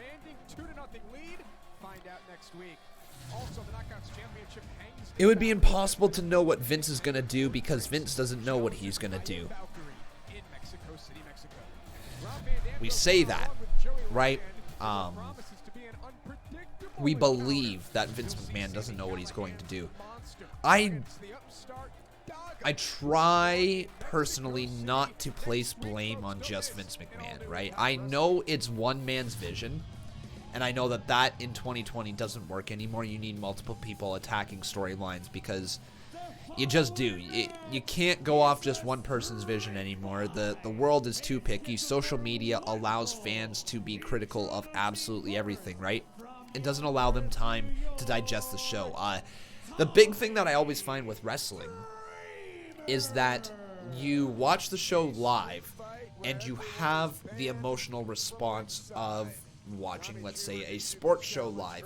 You are mad when things don't go the way you want them to. Let's say if you're watching a Toronto Maple Leaf game, right? If you're watching the Toronto Maple Leafs play the Detroit Red Wings and the Toronto Maple Leafs lose 5-3, let's say. Actually, you know what? Let's use a real life example. The Toronto Maple Leafs just played the Florida Panthers. Toronto Maple Leafs were up 3-1 and they ended up losing 5-3. They lost. They were up 3-1, lost 5-3. Emotional response is pissed off, trade somebody, fix this, fix that, fire this person, yada, yada, yada. And there is outrage, outrage, outrage. But you sleep on it and you say, you know what? It was just an off day. It's not the end of the world. They'll come back next game.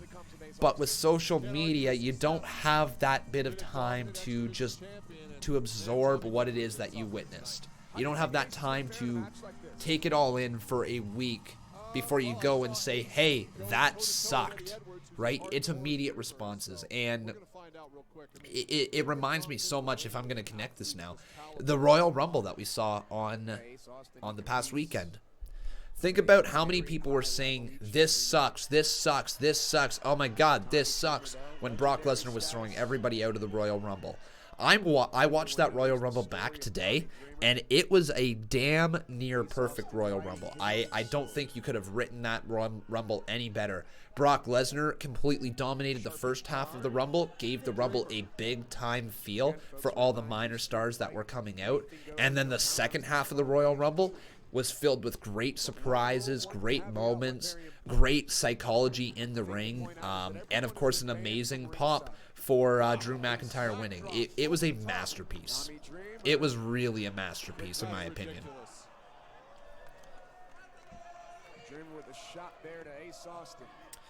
Colby says, news that Goldberg is returning by Wrestling Observer Live. I'm pretty sure that Goldberg's news was broken right on Monday Night Raw last week, last night, was it not?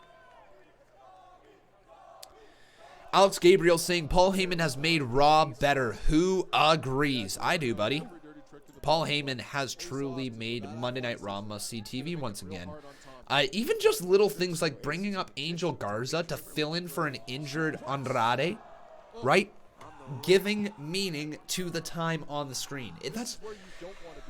You know what, guys? Let's do a little booking 101 situation right now, okay? How do you book a wrestling show? What happens when something goes wrong? When one of your superstars gets injured, how do you go about it? You can go one direction, where you basically say, okay, we're going to continue this storyline and we are just going to write the person off TV in some way, and basically that person is going to get the heat or the rub because of it, and then we just wait until they're good to return and then we resume that feud. That's one way to go about it. The second way to go about it, sorry, injured, suspended, I know that he was suspended. Anyways, he's off TV.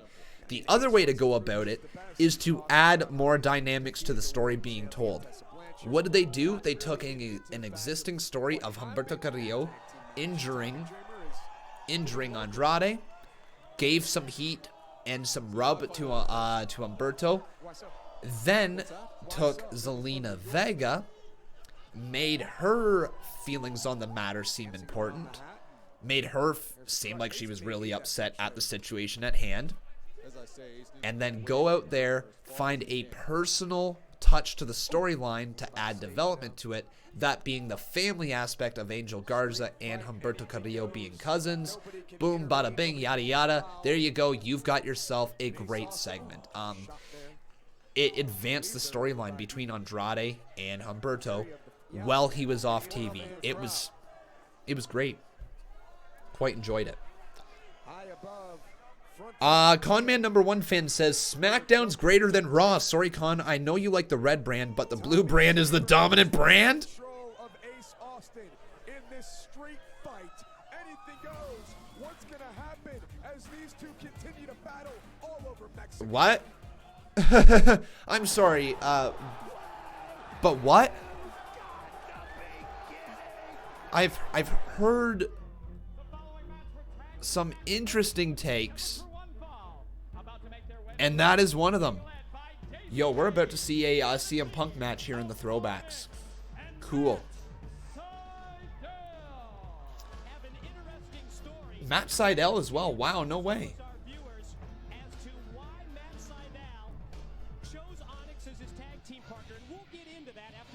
Of their opponents.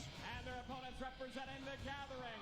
They are the team of CM Punk and Julio De Niro. Man, CM Punk. Yo, we're watching a CM Punk match here in TNA.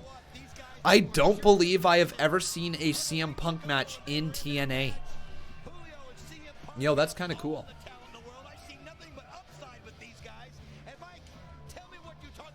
Yeah, you know what? I'm going to watch this actually really close right here for a little bit. I know it's a throwback match, but just to see exactly if CM Punk stood out like how everybody said he stood out, right? Like what Paul Heyman saw of him back in this time, because this is before CM Punk became CM Punk, right? This is when he was still just trying to get his feet wet in the business. Very, very neat, though, to see this happen here tonight on the flashbacks. I want to see CM Punk get tagged inside this ring. Cool. Also really quite neat that Matt Sydal, also known as Evan Bourne, was in this matchup. So CM Punk wrestled Evan Bourne well before the WWE. Punk has been officially tagged into this match, and he hits a beautiful senton there onto Onyx. Discus forearm as well. Man, Punk is smooth in this ring, isn't he? Kind of neat. Kind of really neat. But the great communication skills that they have. This is what we noticed in that matchup several weeks ago on the paper. Yeah, CM Punk was in Impact Wrestling for a little bit right before he came to WWE. I believe the story of CM Punk goes that he was making waves on the independent scene. Nobody in the WWE knew why, though. Why he was making waves. They didn't really get who CM Punk was. They didn't really understand what made him, I guess, popular amongst the fans, right? And as a result, when they signed CM Punk, they just stashed him down in OVW, Ohio Valley Wrestling, gave him to Paul Heyman, never really gave him much more of a chance, and then when the ECW brand launched inside WWE, they put CM Punk on it, right? That's basically his story.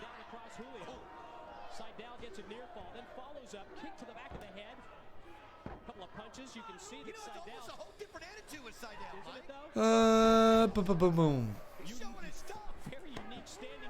Josh Walker says, thank you for calling him out. Man, he is very pro AEW. I'm not a WWE crazy fan. I just want to be fair for everybody. Yeah, you know what? Like,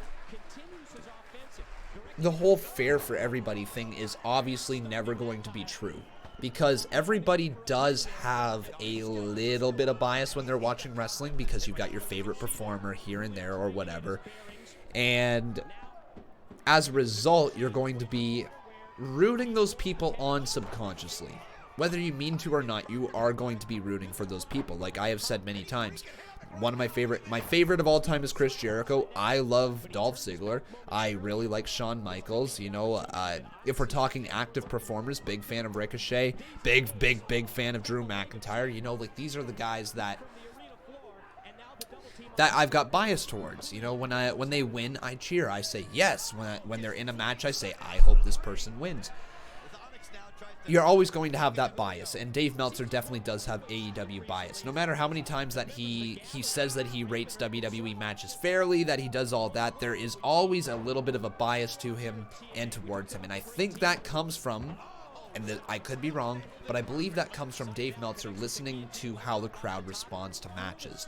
He enjoys when crowds are hot on their feet, excited for the matchup, and if the crowd is hot, generally speaking, he is going to give that match a higher star rating than he would if it was a quiet crowd. And that's not fair, right? I know half the point of wrestling is getting people involved and getting people to cheer along and boo along and everything. But at the same time, you got to be able to judge a matchup without looking at the crowd. Callum asking me, do I know C Wrestling UK? I know of him. We have not had any interaction as far as I am aware. He might have come into like a live chat at some point. I just don't recognize that ever happening.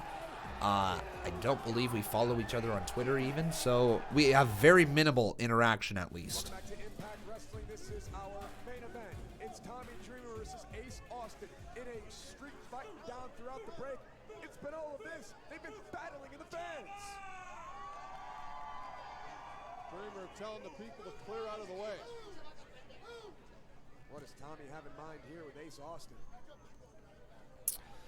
Suplexing.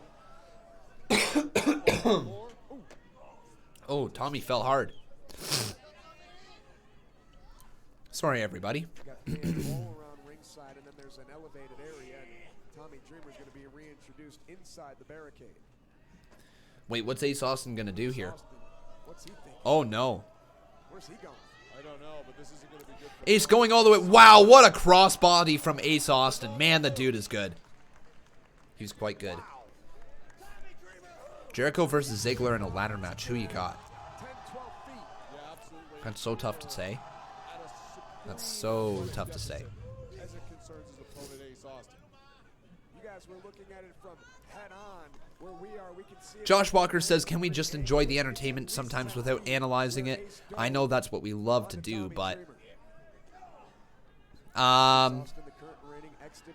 mean, I'd love to say yes, but at the same time, that is what this show is kind of all about, right?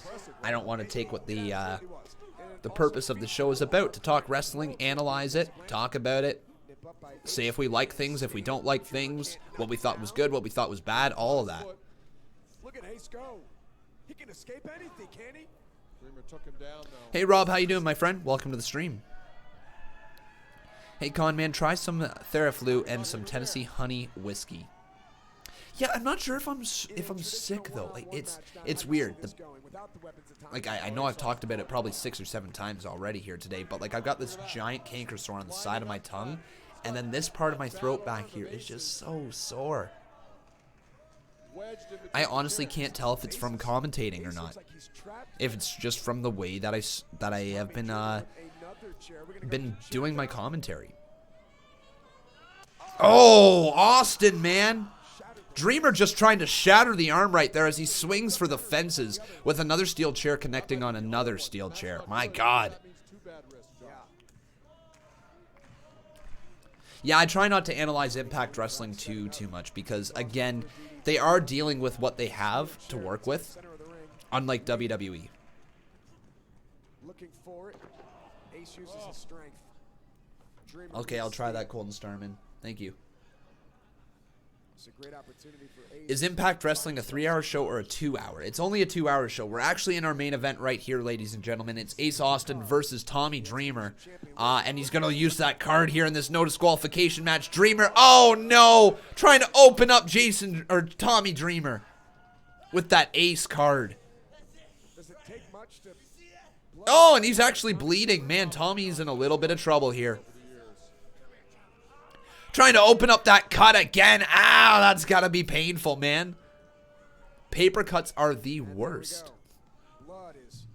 And look at the blood pouring out of the face of Dreamer. Ace Austin showing a right down to the cover. Hooks the leg. Count of 1. Kick out by Tommy.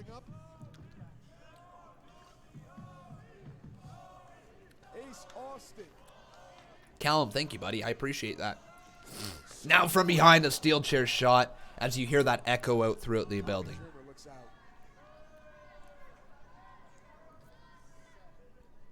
A hush really done has fallen over this crowd. People are worried about Tommy right now, and with good reason, I think. His blood pours out of his face. You can see it on his You meant wrestling in general, not talking about Impact's show. I get what you're saying, buddy, but at the same time, it's nice to be well, you know what? No, it's not just nice. It's a lot of people's jobs to analyze wrestling, right? It's no different than a food critic, no different than a theater critic, no different than a movie critic, right? There's wrestling critics, and I definitely would say that I have unexpectedly fallen into the term of being a wrestling critic. I know that I definitely do judge wrestling. I am not the most critical wrestling critic out there that there is, not even close. I personally have been enjoying wrestling a lot more recently. Been finding myself cheering along for a lot of things, popping for a lot of big moments in wrestling, and that's just simply because I think I'm just getting a lot of enjoyment out of watching wrestling right now, whether it's WWE, Impact, what have you. It's been very fun to watch.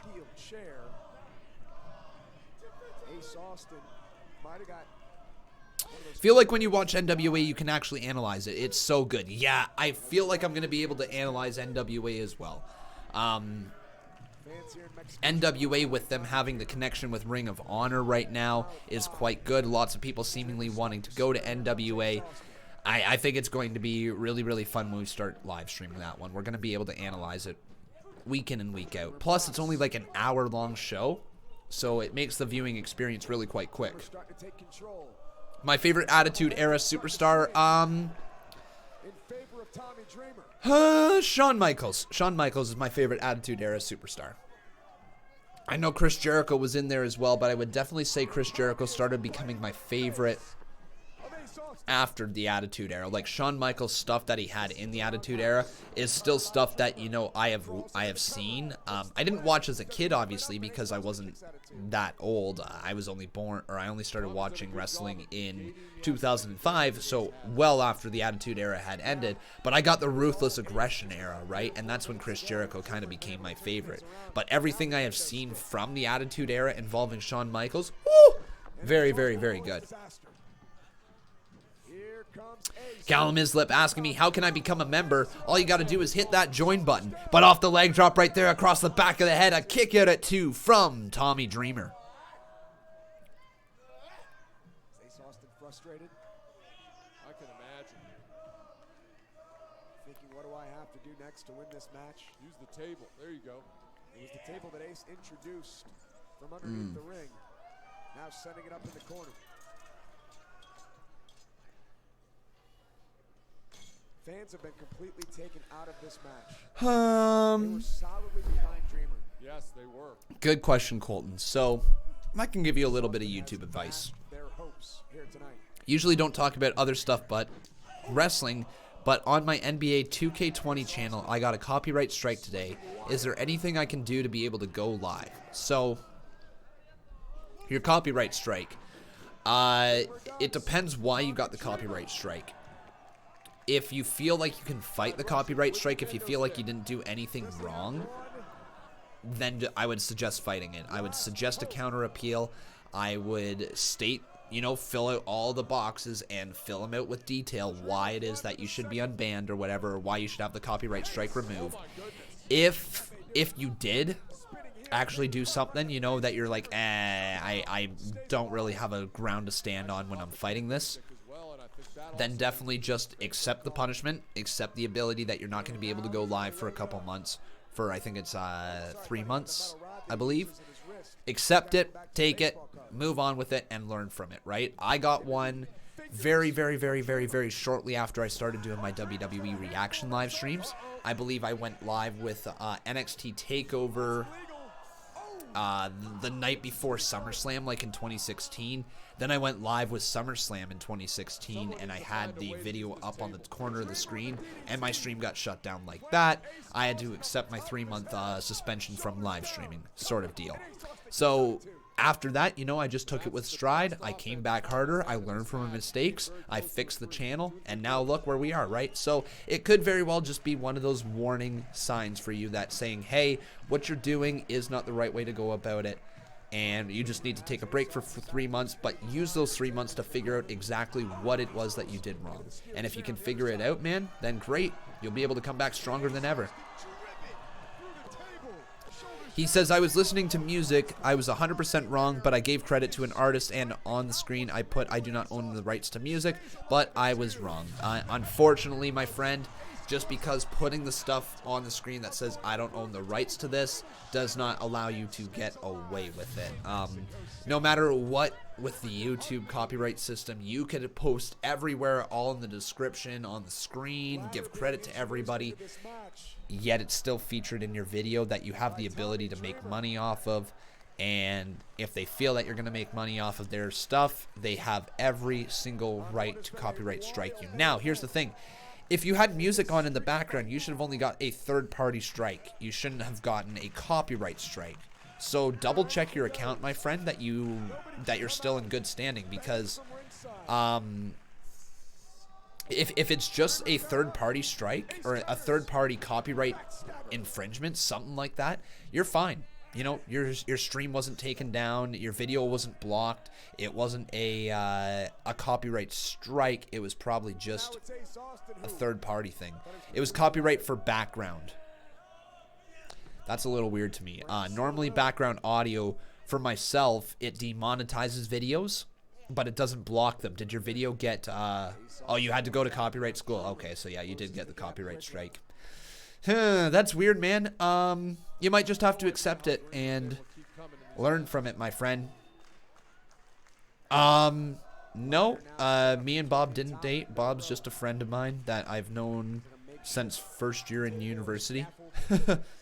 No, why are you guys saying that me and Bob date? I have a beautiful girlfriend named Becca. You guys should know this. Ace Austin. Ace Austin. What? Oh dear.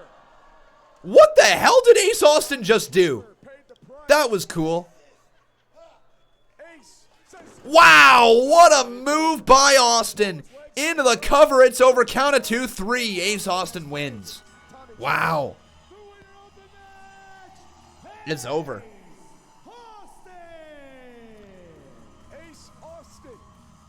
Yeah, that's the right call. Ace Austin needed that win there for sure. Where everyone's banned from ringside shows you what he has tonight. A different side. Cool. A darker side. Ace That was fun, ladies and gentlemen. champion, victorious tonight. But I am excited for Impact Wrestling to get back to North America. Well, I know Mexico's in North America, but excited to see them get back here to Canada, get back to their regular show that they put on. No more crossovers with AAA, and hopefully we'll get a good show next week, everybody. But that is going to be the end of the show. I do apologize that today's stream was more of a less energy stream. Again, my mouth is just freaking on fire. But I hope you guys I hope you guys have had an amazing viewing experience here today. If you did, make sure you leave a like on this video. Also making sure you are subscribed to the channel. Come on over to my secondary channel, Conman Reacts, and drop a sub over there as well. And as always, follow me over on Twitter at Conman167. Well, that's it, everybody. Thank you so very much for watching. I hope you enjoyed. As always, I've been Con, and that was Impact Wrestling, February 4th, 2020. I'll see you guys tomorrow for the CMU and for NXT. Bye-bye.